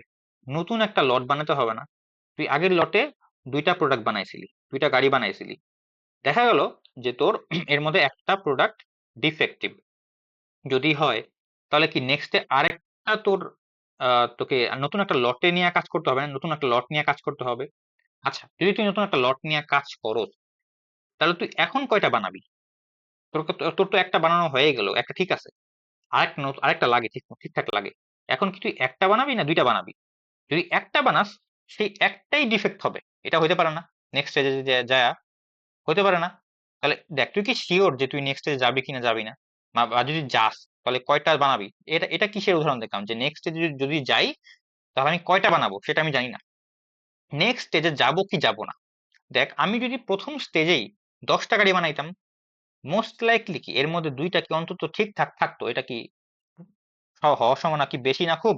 যে আমি যদি প্রথম স্টেজেই প্রথম লটের মধ্যেই আমি যদি অনেকগুলা গাড়ি বানায় ফেলাই, 10টা গাড়ি বানায় ফেলাই, আমাকে তো দিতে হবে 2টা মাত্র, তাহলে 2টা গাড়ি আমাকে প্রোভাইড করতে হবে, সেই 2টা গাড়ি ঠিকঠাক হবে, এটার প্রবাবিলিটি অনেক হাই না যে ঠিকঠাক হবে? বাট এটা কি আমার জন্য একটা লস না যে আমার অনেকগুলা গাড়ি বানানো হয়ে গেল? আর রেসিং এর মধ্যে কি হয় যে গাড়িগুলা হচ্ছে প্রত্যেকটা ফর্মুলা ওয়ান রেসিং এর যে গাড়ির যে বসার সিট গুলা, পুরো গাড়িটা সম্পূর্ণটাই হয় হচ্ছে ওই ওই যে রেসার তার উপর নির্ভর করে, তার অ্যারোডাইনামিক সবকিছু করে গাড়িটা ম্যানুফ্যাকচারিং করা হয়। তো তুই যদি 10টা গাড়ি বানাস তো লাভ নাই, কারণ এই সিজনে তো তার গাড়ি লাগবে 2টা। তাহলে তুই কয়টা গাড়ি বানাবি তুই সেটাও শিওর না, নেক্সট স্টেজে যাবি কিনা সেটাও শিওর না, নেক্সট স্টেজে যদি যাস নেক্সট লটে বা নেক্সট স্টেজে তুই কয়টা গাড়ি বানাবি সেটাও তুই শিওর না। সবই হচ্ছে প্রবাবিলিটির আন্ডারে পড়ে যাচ্ছে। এই ধরনের অঙ্কগুলাকে আমরা বলবো হচ্ছে প্রবাবিলিস্টিক।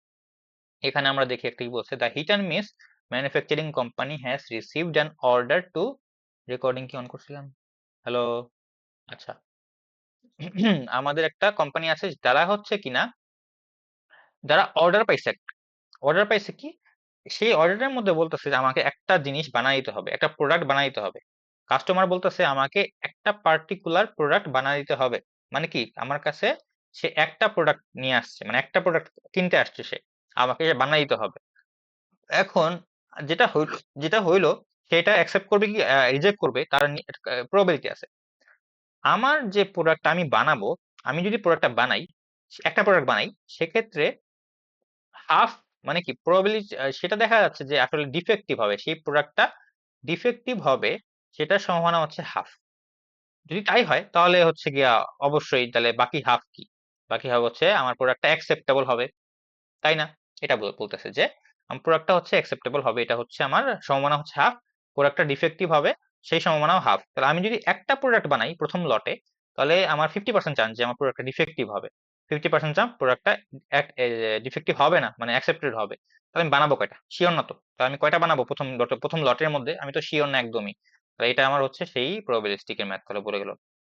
আমাকে বলতেছে লট সাইজ এল, লট সাইজ হচ্ছে এই যে কতগুলা তুই বানাবি আর কি, প্রত্যেকটা স্টেজে মানে কতগুলা প্রোডাক্ট বানাবি। আমি একটা বানালে সেই লট সাইজ 1, 2টা বানালে লট সাইজ 2, এরকম আর কি। আচ্ছা, এগুলা তো ভাই বুঝছো, আমি তো নিজে রিডিং পড়ি। আরেকটা জিনিস বলতেছে যে if an acceptable item has not obtained by the end of third production, আমাকে প্রশ্নে বলে দিছে যে তোর কাছে সর্বোচ্চ সময় আছে, একটা নির্দিষ্ট সময় তো আছে অবশ্যই, তুই তো আর 5 বছর পর তোর প্রোডাক্টটা ডেলিভারি করবি না এই একটা প্রোডাক্ট। তোর হচ্ছে তোর কাছে যে সময়টা আছে সেই সময়ের মধ্যে তুই জানোস সর্বোচ্চ 3বার তুই 3বার প্রোডাকশন করতে পারবি, মানে 3টা লট নিয়ে তুই কাজ করতে পারবি। প্রথম লটে কাজ করবি, প্রথম একটা লট বানাবি, সেই লটে যদি তোর কোনো কারণে ডিফেক্টিভ হয় বা কোনো কারণে অ্যাকসেপ্টেবল না হয়, সেকেন্ড লট নিয়ে কাজ করবি। সেকেন্ড লটেও দেখার পর, সেকেন্ড লট নিয়ে কাজ করার পর দেখা গেল একটা প্রোডাক্ট ঠিক মতো এখন হয় নাই, তুই থার্ড লটে যাবি, থার্ড লটে কাজ করার পর দেখা গেলো থার্ড লটেও ডিফেক্টিভ, মানে থার্ড লট আসার পরও তোর প্রোডাক্টটা হচ্ছে না। তারপর তোকে একটা ফাইন দিতে হবে। কিসের ফাইন?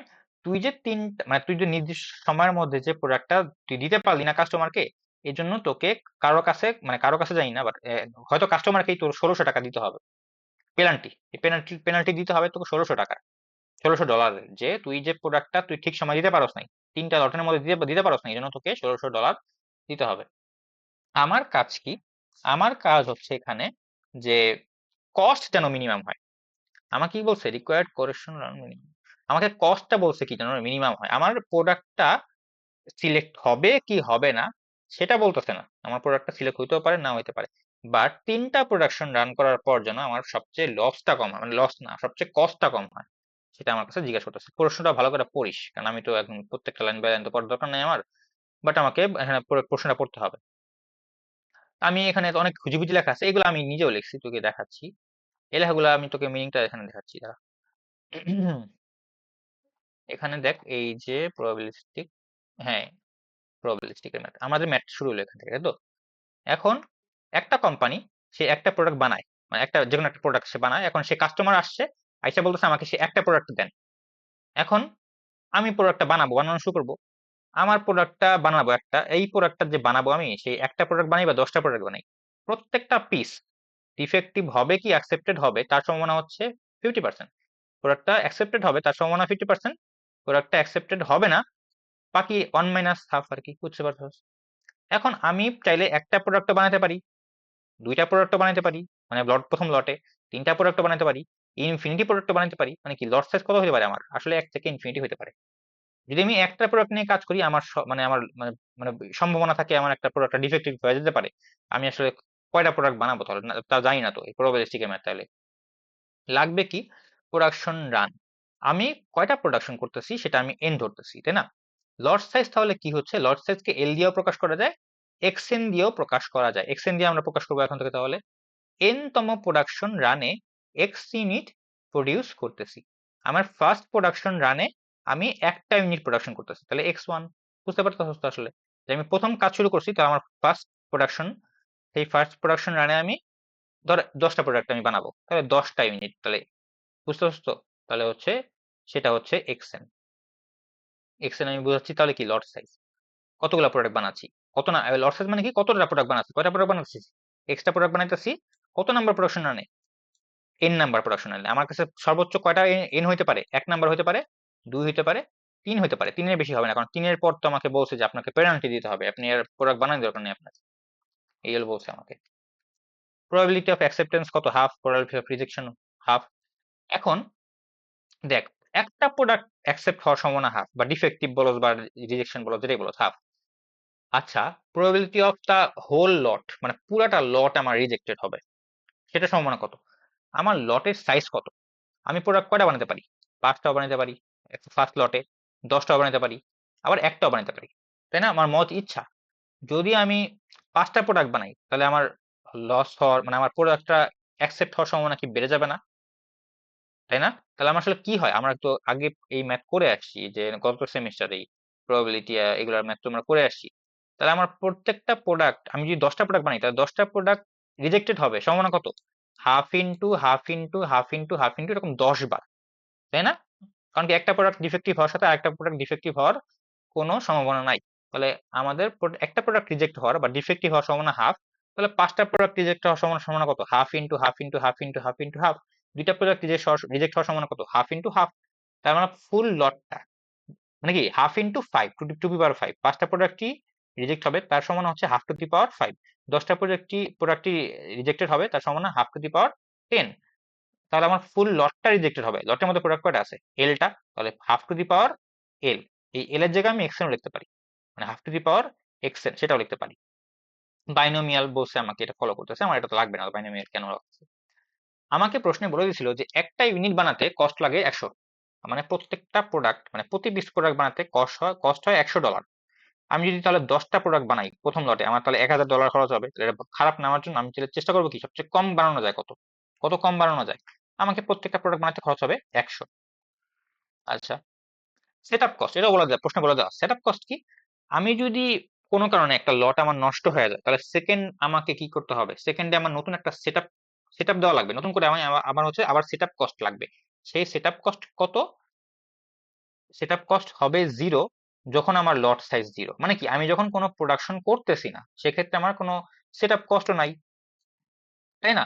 মানে এখানে লট সাইজ 0 বলতে বোঝা যাচ্ছে প্রোডাক্টটা আসলে আমার সিলেক্টেড হয়ে গেছে, আমার নতুন করে কোনো লট বানানোর দরকার নাই, একটা প্রোডাক্ট ঠিক মতো বানানো হয়ে গেছে। সেক্ষেত্রে আমি নেক্সটে কোনো প্রোডাক্ট বানাবো না, তাহলে আমার সেক্ষেত্রে নেক্সটে আমার লট সাইজ 0।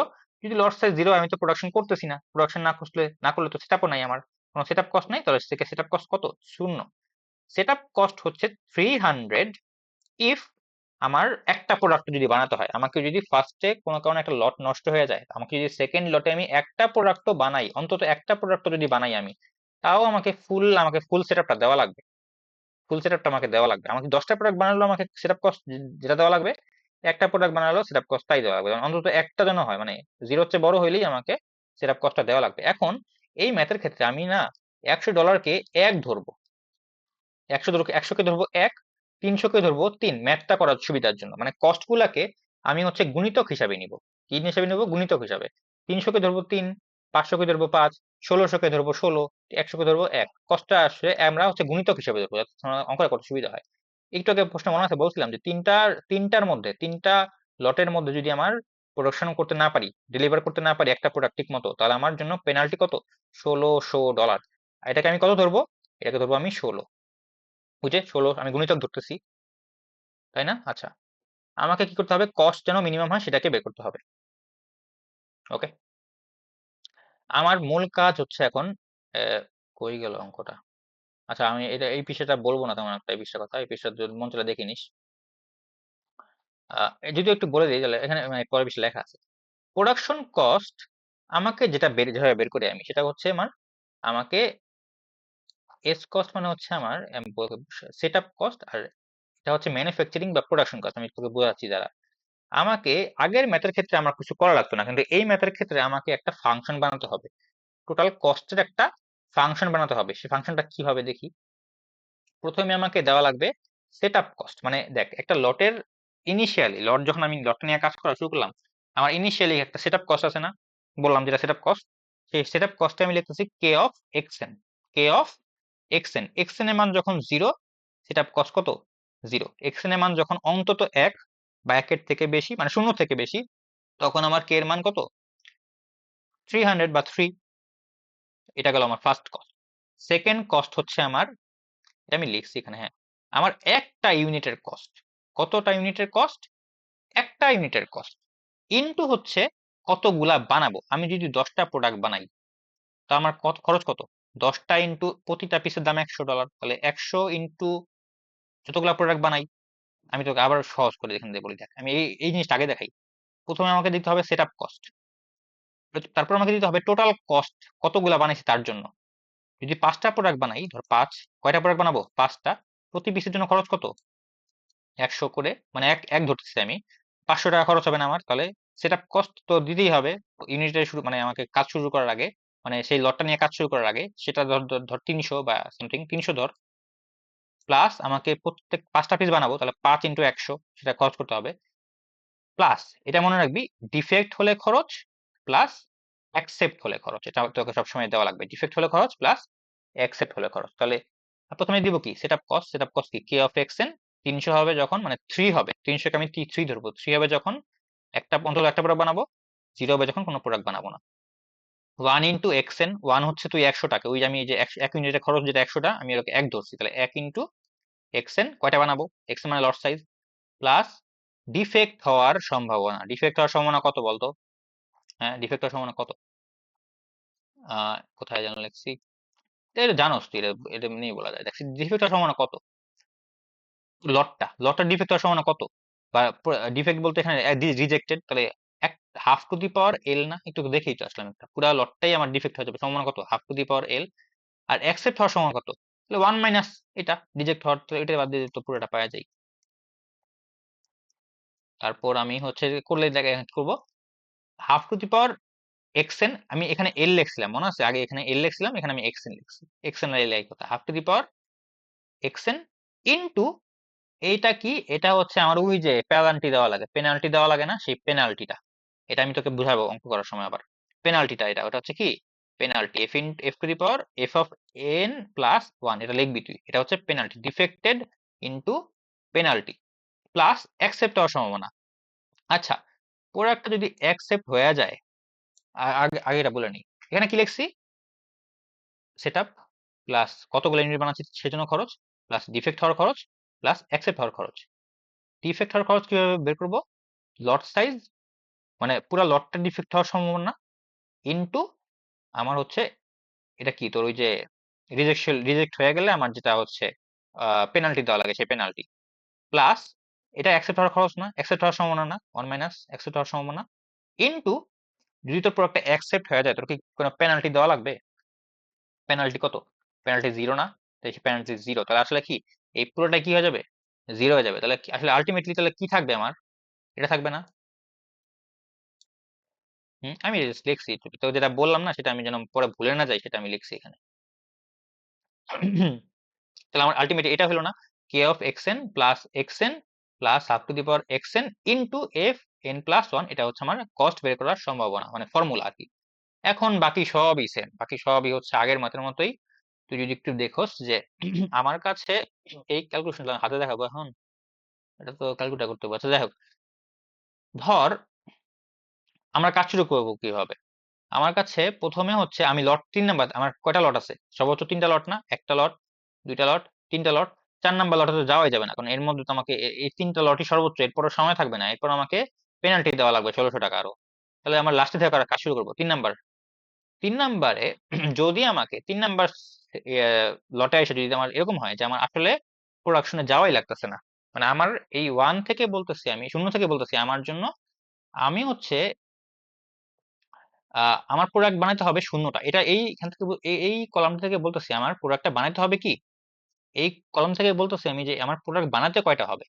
0 দিয়ে আমাকে এটা বোঝানো হচ্ছে যে আমার প্রোডাক্ট বানাইতে হবে না, মানে কি আমার আগের স্টেজেই, মানে 2 নাম্বার স্টেজেই আমার হচ্ছে প্রোডাকশন, মানে আমার অ্যাকসেপ্টেড হয়ে গেছে, মানে আমার একটা প্রোডাক্ট কি ঠিকঠাক বানানো হয়ে গেছে, তাহলে 3 নাম্বার সেটআপে আইসা আমার আসলে কোনো প্রোডাক্ট বানানো দরকার নেই, আমার হচ্ছে 0টা প্রোডাক্ট বানাইতে হবে। যদি 0টা প্রোডাক্ট বানাইতে হয় তাহলে আমার খরচ কত, আলটিমেটলি 0। এটা তো না অঙ্ক করলে বোঝা যায়, বাট আমি যদি অঙ্ক করে দেখি, দেখ অঙ্ক যদি এইটার মধ্যে যদি সূত্রগুলো বসায় দেখি, কে অফ এক্স এন আমার সেটআপ করা লাগবে না, সেটআপ মানে আমার কি মানে প্রোডাকশন যাওয়াই লাগবে না, তাহলে এক্স এন কত, লট সাইজ কত হবে আমার সেক্ষেত্রে 0 না, আমার তো তাহলে প্রোডাকশন যাওয়া লাগছে না। তাহলে আমি যদি 0টা প্রোডাক্ট বানাই, লট সাইজ যদি 0 হয়, তাহলে আমার কে এর মান কত, 0 না, দেখছি আমরা কে এর মান 0। আমি যদি লট সাইজ যদি 0 হয়, তাহলে এই এক্স এর মান কত, এক্স এর মানই তো এল, এল এর মান কত, এই পুরো মানই তো 0ই, মানই তো 0, এটা এটা তো 0ই, তো এটাও 0, হাফ টু দি পাওয়ার 0 কত এবো, 0, এটা তো সবই 0, তো কিছুই তো নাই, তাহলে তো কি হবো, তোর তো 0 এবো, গেল এটা 0। আচ্ছা, তাহলে তোর এটা গেল 0। এবার হচ্ছে আচ্ছা, half to the power 0 into আবার 16 দিছিলাম, মনে আছে 16 দিছিলাম কেন, আমার যদি এরপরে কোনো কারণে না হইতো তাহলে আমি 16 দিয়ে গুণ দিতাম না, ওই 16টা দিতাম, কিন্তু আমার এখান তো আমার লাগবে না, 16 0 হয়ে গেছে, তো 0। ধর 1 থেকে আমি কি বোঝাচ্ছি, 1 থেকে বোঝাচ্ছি আমি production run, 1 number production run করে আসছি, 2 নাম্বার প্রোডাকশন রান করে আসছি, আমার একটার ক্ষেত্রে এই দুইটার মধ্যে একবারও আমার প্রোডাকশনে আমার প্রোডাক্টটা রেডি হয় নাই, মানে একটা প্রোডাক্ট বানাইতে হইতো, সেই একটা প্রোডাক্টই আমার হয় নাই, মানে আমার এখনো একটা প্রোডাক্ট বানাইতে হবে, আমার একটা প্রোডাক্ট এখনো আমাকে ঠিক মতো বানাইতে হবে, সেই এক থেকে বোঝাচ্ছি কি আমার হাতে এখনো একটা প্রোডাক্ট বানাইতে হবে, সেই কাজটা রয়ে গেছে আমার কাছে, বা আছে হচ্ছে একটা প্রোডাক্ট বানাইতে হবে, আমি কোনো কারণে সিদ্ধান্ত নিলাম আমি প্রোডাক্ট বানাবো না, আমি লস খামো, সমস্যা নাই, আমার লস খেলে খামো, আমি পেনাল্টি দিব, কোনো সমস্যা নাই, আমি হচ্ছে প্রোডাকশন করুম না, আমি লস খামো, সমস্যা নাই। তাহলে আমার যদি প্রোডাকশন না রান করি তাহলে আগের মতোই কে 0, আমি প্রোডাক্ট রান করতেছি না, আমি বানাইতেছি না, 0 প্রোডাক্ট বানাবো, তাহলে এটাও 0।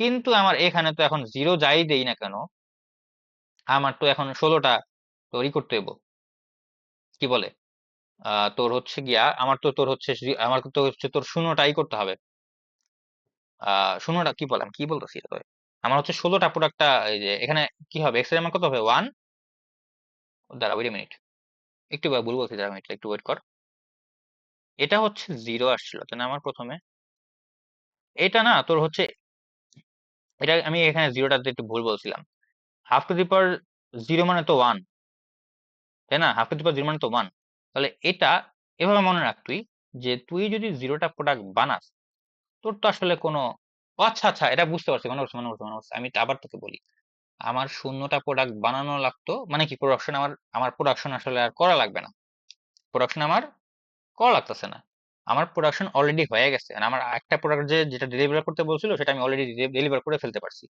তাহলে আমি বানাবো কয়টা প্রোডাক্ট, 0, তাহলে এটার মানও 0, এটার মানও 0, এটার মান কেন 0, কারণ দেখ আমার এই পেনাল্টি আমি কখন দেই, পেনাল্টি আমি কখন দিই, যদি আমার 3টা প্রোডাকশন রানের পরেও আমার কোনো কারণে প্রোডাকশন রান হয়, তাহলে আমি রান না হয়, মানে প্রোডাকশন না হয়, তো এটা তো এখন আমার 0, কারণ আমার তো আসলে প্রোডাকশন হয়েছে ঠিক মতো, তাহলে আমার তো এটা দেওয়া লাগতেছে না, এই এই ফিটা তো দেওয়া লাগতেছে না এই ক্ষেত্রে এসে, আমাকে তো প্রোডাকশন ওরা তো আসলে নিতেছে প্রোডাক্টটা, আমার তো আসলে এটা কখন দিতাম, যদি আমার প্রোডাকশনটা হইতো না, 3 নাম্বার স্টেজে আসার পরেও প্রোডাকশন না হইতো, তখন আমি এটা 1600 হইতো, মানে 16 হইতো, কিন্তু এখানে তো 0, তাহলে এই এই কারণে 0 হয়েছে, এটা এটার কারণে 0 হয় নাই, এখানে তো এক্স এর মান এক্স এর মান যদি 0 হয় তাহলে 1 হয়, হাফ টু দি পাওয়ার 0 তো 1, এই ক্ষেত্রে এটা আসছে দেখ, এই ক্ষেত্রে এই ক্ষেত্রে কি ছিল, এই ক্ষেত্রে ছিল যে আমার একটা প্রোডাক্ট বানাইতে হবে, আমি বানাবো না প্রোডাক্ট, আমি লস খাবো, তাহলে আমি কোনো প্রোডাকশন করতেছি না, তাহলে এক্স এর মান 0, এক্স এর মান কত 0, এক্স এর মান যখন 0 হয় তখন কে এর মান হয়ে যায় 3, এর মান কত হয়, না না কি, এক্স এর মান যখন 0 হয় কে এর মান কে এর মান তখন 0, এক্স এর মান 0 প্লাস হাফ টু দি পাওয়ার 0 মানে 1 ইনটু তোর, এখন তো তোকে তোর পেনাল্টি দেওয়া লাগবে, কারণ তুই তো প্রোডাকশন করবি না, তাহলে প্রোডাকশন না করলে তো তোর ওই যে ওই ক্ষেত্রে লস হইব, লস হলে তোর হচ্ছে এখানে 1600 ডলার, মানে 16 হচ্ছে তোর লস, তাহলে 16টা গুণ দিতে হবে, তাহলে সবকিছু করলে কত আসবে অ্যান্সার এখানে 16। এবার দেখি এই ক্ষেত্রে কি বলতেছে, আমার প্রোডাকশন হচ্ছে আহ প্রোডাকশন করতে হবে একটা, আমি তাহলে এক কাজ করি, আমি একটা রিস্ক নিতেছি, আমি একটা প্রোডাক্টই বানাবো 3 নাম্বার স্টেজে এসে, একটা প্রোডাক্ট বানা দেখি কি হয়। একটা প্রোডাক্ট যদি বানাই, এখানে করছি যদিও, আমি এখান থেকে বলি, একটা প্রোডাক্ট যদি বানাই তাহলে কে এর মান এখন কত, কে এর মান এখন 3 হয়ে যায় না?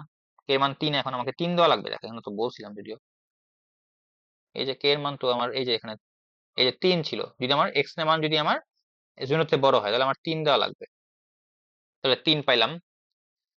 এক্স এর মান কত, একটা প্রোডাক্ট বানাচ্ছি, একটা প্রোডাক্ট বানাতে হবে, বানাচ্ছি কয়টা, একটা প্রোডাক্ট, তাহলে একটা প্রোডাক্ট যদি বানাই তাহলে খরচ কত, তোর এক্স এর মান তাহলে 1, একটা প্রোডাক্ট বানাচ্ছি তাহলে বানানোর খরচ কত, 1 গেল 1, এটা 1, এটা হাতে লেখা যায় বুঝছ না কেন, half to the power 1 into 16, যদি ডিফেক্টিভ হয় এই একটা প্রোডাক্টই, হতে পারে না একটা প্রোডাক্টই ডিফেক্টিভ, তাহলে কত হবে, 16 গুণ দিতে হবে না এক্ষেত্রে, তো 16 গুণ দিব, তাহলে এইভাবে করে আমি পাইলাম।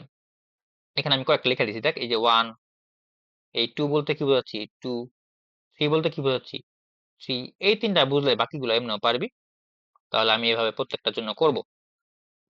দেখ 3 নাম্বারের জন্য কি হয়েছিল, তোর প্রোডাক্ট বানাইতে হবে একটা, মানে একটা প্রোডাক্ট তোকে সিলেক্ট, মানে একটা প্রোডাক্ট বানাইতে হবে তো ঠিকঠাক ভাবে, তুই প্রোডাক্ট বানাইছিস কয়টা, তুই প্রোডাক্ট বানাইছিস দুইটা, প্রোডাক্ট বানাবি, সিদ্ধান্ত নিচ্ছিস প্রোডাক্ট তুই দুইটা বানাবি, তাহলে সেক্ষেত্রে আমার সেটআপ কস্ট 3ই হবে, সেটআপ কস্ট চেঞ্জ হবে না, সেটআপ কস্ট 3ই।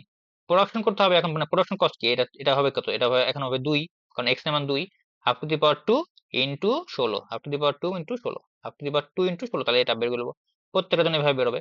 এখন আমি কয়টা জায়গায় থামবো, দেখ আমি তো শূন্যটা প্রোডাক্ট বানাতে পারতাম, একটা দুইটা তিনটা পাঁচটা, আমাকে প্রশ্নে বলে নাই যে সর্বোচ্চ কয়টা প্রোডাক্ট তুমি বানাতে পারো একটা লটের মধ্যে, প্রশ্নে যেহেতু আমাকে বলে নাই যে তুমি একটা লটের মধ্যে সর্বোচ্চ এই পরিমাণ প্রোডাক্ট বানাও, এই জন্য আমি হচ্ছে দেখবো যে কখন আমার প্রোডাকশন কম থেকে মানে কমতেছে, খরচটা কমতেছে কোথায়, 16, তারপর 12, তারপর 9, তারপর 8, দেখ খরচটা কমে গেছে, এরপর আবার বাড়া শুরু করছে, তাহলে আমি আসলে এরপর থেমে যাব, 5টা প্রোডাক্টের বেশি আমি আর বানাবো না। অপটিমাম কত, 8, 3টা প্রোডাক্ট বানাইলেও অপটিমাম, 4টা প্রোডাক্ট বানাইলেও অপটিমাম, মানে কি আমার যদি স্টেজ 3-তে আসার পর একটা প্রোডাক্ট বানানো দরকার হয়, মানে এখনো একটা প্রোডাক্ট সিলেক্ট হয় নাই, তাহলে আমার জন্য বেস্ট হবে যদি আমি 3টা প্রোডাক্ট বানাই অথবা 4টা প্রোডাক্ট বানাই, এই হলো আমার কথা। তাহলে পরের স্টেজেও একই, কিন্তু পরের স্টেজে একটা ঘূর্ণা আছে, ঘূর্ণাটা আসলে কোনো কিছুই না, নিশ্চয় আমার মনে আছে এখানে আমরা এটা কত দিয়েছিলাম, 16 দিয়েছিলাম না, এই যে এটা মান কত দিয়েছিলাম 16, এটা কি ছিল আসলে, এটা আমার ছিল পেনাল্টি, কিসের পেনাল্টি, যদি আমার প্রোডাকশন না হয় তাহলে আমার নেক্সটে যায়, মানে কি নেক্সট মানে তোর কাজ শেষ, পরীক্ষা শেষে পাস না করলে তোর হচ্ছে 500 টাকা দিয়ে তোর ক্লিয়ারেন্স দেওয়া লাগবে, অনেকটা সেরকম একটা। তাহলে স্টেজ 2-তে যদি কোনো কারণে রান না হয় তাহলে আমার কি করতে হবে, তাহলে এক্ষেত্রে পেনাল্টি কোনটা, এক্ষেত্রে পেনাল্টি হচ্ছে আমার স্টেজ 3-তে যাওয়া লাগবে, এটাই আমার পেনাল্টি। স্টেজ 2-তে যদি কোনো কারণে প্রোডাকশন না হইতে পারে, মানে ঠিকঠাক প্রোডাক্ট না বেরোয়, আমার একটা প্রোডাক্ট যদি ঠিক মতো বেরোনো না হয়, আমার জন্য পেনাল্টি হচ্ছে যে আমি এখন স্টেজ 3-তে যাব, যায়া এখানে আমার প্রোডাকশন করতে হবে, এটাই আমার পেনাল্টি। তাহলে স্টেজ 3-তে পেনাল্টি কি ছিল, যে এরপর আমার প্রোডাকশন তুমি কইরোই না, তোমার প্রোডাকশন করার দরকার নাই, তুমি পাস করবে না পরীক্ষায়, তোমার জন্য অপটিমাম হচ্ছে তুমি হচ্ছে এখন আমাকে 1600 টাকা দিয়ে দাও শুধুমাত্র, মানে আমার তুমি এরপর তোমার 3 নাম্বার প্রোডাকশনও রান হয় নাই যেহেতু, মানে প্রোডাক্ট যেহেতু তৈরি হয় নাই, তুমি আমাকে 1600 টাকা দাও, তোমার এটাই পেনাল্টি। কিন্তু স্টেজ 2-তে পেনাল্টি কি, যে প্রোডাক্ট তো করতে পারো নাই কিন্তু এখন একটা সুযোগ আছে, তোমরা কি স্টেজ 3-তে যাও, স্টেজ 3-তে যেটা আমার খরচ করতে হবে সেটাই কি আমার অনেকটা পেনাল্টির মতো চিন্তা করা যায় না, যে আমার আসলে স্টেজ 3-তে তো যাওয়ার দরকারই ছিল না, যদি আমি স্টেজ 2-তে এর মধ্যে আমি পাস করে ফেলতাম, মানে এই বানায় ফেলতে পারতাম, তাহলে তো আমার এখানে যাওয়ারই কথা ছিল না, তাহলে এখানে যে যাওয়ার লাগতেছে এটাই তো আমার পেনাল্টি হয়ে যাচ্ছে, তখন তখন আর পেনাল্টি শোনো না, মানে এই স্টেজ 2-তে পেনাল্টি কত হবে আসলে, এই স্টেজে সবচেয়ে কম খরচটাকে আমি পেনাল্টি হিসেবে ধরবো, কারণ আমি কি আমি সবচেয়ে কমটা নিব না, তাহলে আমি সবচেয়ে কম খরচটাকে পেনাল্টি হিসেবে নিবো, তাহলে আমার খরচ কত হবে 8, বাকি সব সেম, তাহলে আমার স্টেজ 2-তে কি কি হইতে পারে, স্টেজ 2-তে আমাকে ওই আগের মতোই, যে শূন্য আগের স্টেজে মানে কি স্টেজ 1-এ আমার লস হইতে পারে, মানে আমি স্টেজ 2-তে আসার পর এরকমও হইতে পারে যে আমার কোনো প্রোডাকশন করতে হয় নাই বা প্রোডাকশন করতে হইছে, প্রোডাকশন যদি করতে মানে প্রোডাকশন করতে কি বলছে, যদি এরকম হইতে পারে যে প্রোডাকশন আমার লস, মানে আগের প্রোডাকশনে আমার প্রোডাকশন ঠিকঠাক হয়েছে, তার মানে কি আমার এই এই সেটআপে মানে এই স্টেজ 2-তে আসার পর কোনো প্রোডাক্ট তৈরি করতে হবে না, তা আমাকে শূন্যটা প্রোডাক্ট তৈরি করতে হবে, এটা হতে পারে। আবার এরকম হতে পারে আগের স্টেজে মানে আগের স্টেজে এরকম হয়েছে যে আমি আসলে প্রোডাক্টটা ঠিক মতো বানানো হয় নাই, তা আমাকে এখনো একটা প্রোডাক্ট ঠিক মতো বানাইতে হবে, এরকম হতে পারে। যদি এরকম হয় তখন আমাকে প্রোডাকশনটা করতে হবে। শূন্যটা প্রোডাক্ট বানাইতে হবে, তাহলে বানাবো আমি প্রোডাক্ট, প্রোডাক্ট বানাবো না, তাহলে সেক্ষেত্রে শূন্য আগের মতোই। কেন শূন্য হলো? আগের মতো এক্সপ্লেনেশন। একটা প্রোডাক্ট বানাইতে হবে, আমি বানাবো কয়টা? শূন্যটা প্রোডাক্ট, এটা হতে পারে। একটা প্রোডাক্ট বানাবো, এরকম হতে পারে। দুইটা প্রোডাক্ট বানাবো, তিনটা বানাবো, চারটা বানাবো, পাঁচটা বানাবো, ছয়টা বানাবো, 10টা বানাবো, এরকম হতে পারে। কিন্তু আমি থামবো কোথায়? আমি দেখবো যে কখন আমার এই কষ্টটা কমে যায়, কমে আবার বাড়া শুরু করে। যেখানে বাড়া শুরু করে আমি এরপর আর করবো না, করে আমি এই অঙ্কটা আবার আগের মতোই ক্যালকুলেশন, সূত্র তো একই, জাস্ট এখানে 16 জায়গায় কত হবে? 8 হবে। এই যে 8টা হবে, বাকি সব সেম। বুঝতে পারছো না? এটা হচ্ছে আমার লাস্ট স্টেজ, এটা স্টেজ 1 আর কি। স্টেট 1 মানে কি, আমি স্টেট 1 এ দেখ, স্টেট 1 এ কি আমার শূন্য থাকবে? এই লাইনটা কি থাকবে? থাকবে না তো। কারণ কি, আমাকে তো শুরুতে একটা প্রোডাক্ট বানাতেই হবে। তখন তো আমি বলতে পারবো না, না আমি কোনো প্রোডাক্ট বানাবো না ফার্স্ট স্টেজে।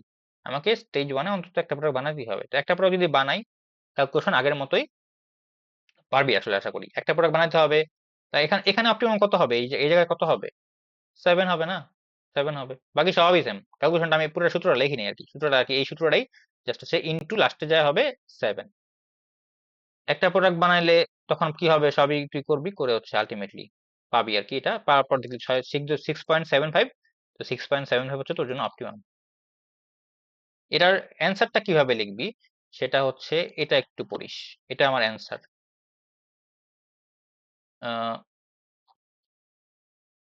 এই যে অ্যান্সারটা এভাবে লিখবি তুই। আমার আমার অ্যান্সার কত বেরিয়েছিল? 6.75 বেরিয়েছিল না? কিন্তু আমি এটা কি মনে আছে কষ্টটা কিভাবে ধরছিলাম? আমি হচ্ছে 100-কে কত ধরছিলাম? 1 ধরছিলাম না?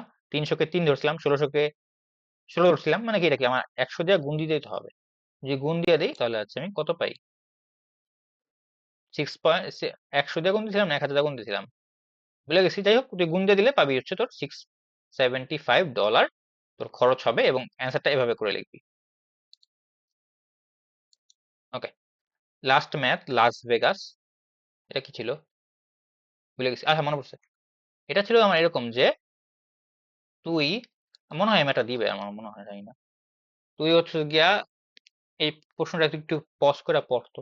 প্রশ্নটা একটু পজ করে পড়, আমি পড়তে পারবো না, পারতেছে না আর। আচ্ছা, পড়ছস না?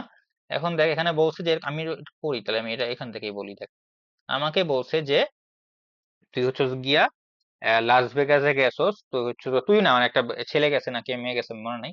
মনে হয় মেয়ে গেছে, একটা মেয়ের কথা বলছিল। যাই হোক, মানে এখন তুই গেছস আর কি, যায়া হচ্ছে, বা একটা মেয়ে গেছে যায়া হচ্ছে, সে হচ্ছে, তার মনে হচ্ছে যে সে হচ্ছে লাস ভেগাসের একটা আহ কি বলে, ওটা কি বলে, ওই যে ক্যাসিনোতে যাবে, ক্যাসিনোতে গিয়ে সে জিতবে।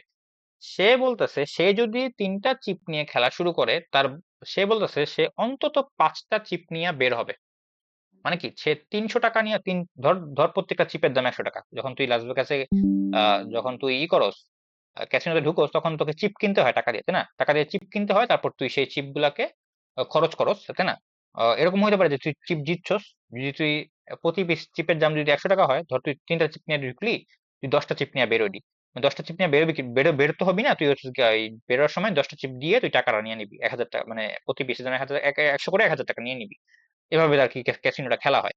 তো তুই ধর খেলা শুরু করবি 3টা চিপ নিয়ে, মানে কি, তুই হচ্ছে যে ক্যাসিনোতে ঢুকে 3টা চিপ কিনবি। কিনে তুই বলতেছো যে তুই 5টা চিপ নিয়ে বের হবি, বা 5টার বেশি, অন্তত 5টা চিপ নিয়ে তুই বের হবি, এটা তুই বলতেছস। এখন আমাকে ম্যাথ করতে বলছে যে তুমি 5টা চিপ নিয়ে বেরোবে, এটার প্রবাবিলিটি কত আসলে, এটা কি হবে নাকি হবে না। আমাকে ম্যাথটার মধ্যে কি বের করতে বলছে দেখ। পজ করে তো আশা করি পড়ছো, আরেকবার পর। আমাকে প্রশ্নটা বলছে যে, আর রাউন্ডে কয়টা চিপ আমার জন্য বাজি রাখাটা বেস্ট হবে। আমার জন্য কি হবে, প্রত্যেকটা স্টেজে আমার জন্য কয়টা, মানে প্রত্যেকটা রাউন্ড বলতে পারো, স্টেজ বলতে পারো, প্রত্যেকটা রাউন্ডে আমি কয়টা করে চিপ বাজি রাখবো। এবং আমাকে বলে দিচ্ছে প্রশ্নে যে আমি সর্বোচ্চ 3টা রাউন্ড খেলবো। আমি 3টা রাউন্ড খেলবো। ওকে, 3 রাউন্ড খেলবো আমি 3 রাউন্ড ম্যাথ খেলবো না, 3 রাউন্ড বাজি করবো, বাজি খেলবো।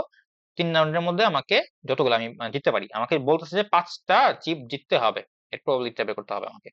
মানে কত, মূল কথা আমাকে কয়টা করে চিপ হচ্ছে আমাকে বাজি করতে হবে, বাজি রাখতে হবে।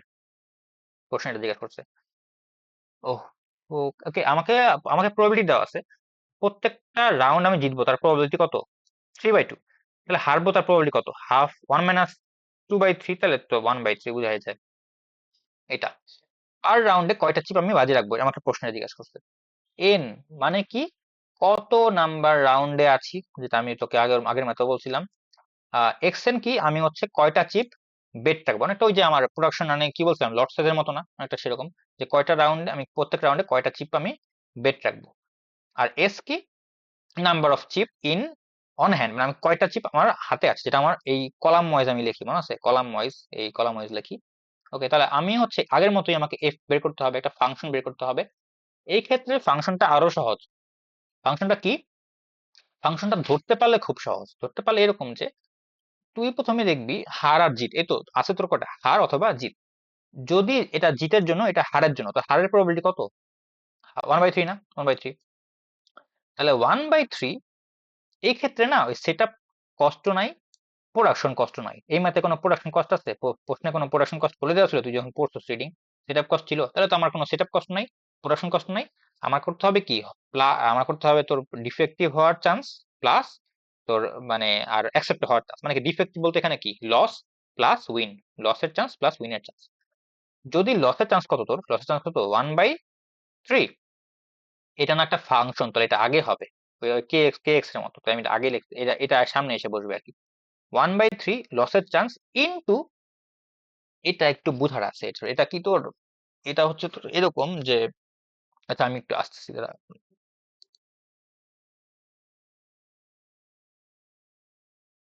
ওকে ওকে, এখন বলি দেখ, আমার এখানে কি, এটা একটু ধরতে পারলে খুব সহজ, জিনিসটা কিরকম, আমার হচ্ছে এখানে ডিফেক্টিভ হওয়ার চান্স ইনটু, যদি হারি, হারা অবস্থায় কতগুলা আছে, সেই কতগুলা থাকলে আমার চান্সেস কত উইনের। এটা একটু কনফিউজিং আসলে বলাটা, আমি আবার অঙ্ক করলে বুঝতে পারবি। এটা কি, উইনিং এর প্রবাবিলিটি 2/3 হচ্ছে উইনিং এর প্রবাবিলিটি ইনটু, যদি জিতোস সেক্ষেত্রে অপটিমাম কত, বা সেক্ষেত্রে তোর অপটিমাম কত হবে। আমি যেটা করলে অঙ্ক করলে বুঝতে পারবি, আপাতত এটা মাথায় রাখ। স্যার এটা ক্লাসে বলছিল যে যদি আমি প্রবাবিলিস্টিক থেকে ম্যাথ দেই, যেরকম আছে সেরকমই দিব। মানে কি, আমাদের আসলে হয়তো এই প্রবাবিলিটিটা চেঞ্জ করে দিবে স্যার, ম্যাথ আসলে সেমই দিবে। তো এটা বুঝতে পারলে তুই আসলে অনেক, এমন না যে প্রত্যেকটা ম্যাথের জন্য তোকে নিজে নিজে বানাতে হবে, তো এটা বুঝতে পারলে আসলে তুই পরীক্ষা আসলে ওটা পারবি। আমি অঙ্কটা করি, তাহলে করলেই বুঝতে পারবি। তুই করবি কি, তুই 3টা রাউন্ড খেলবি, 1 number round, 2 number round, 3 number round.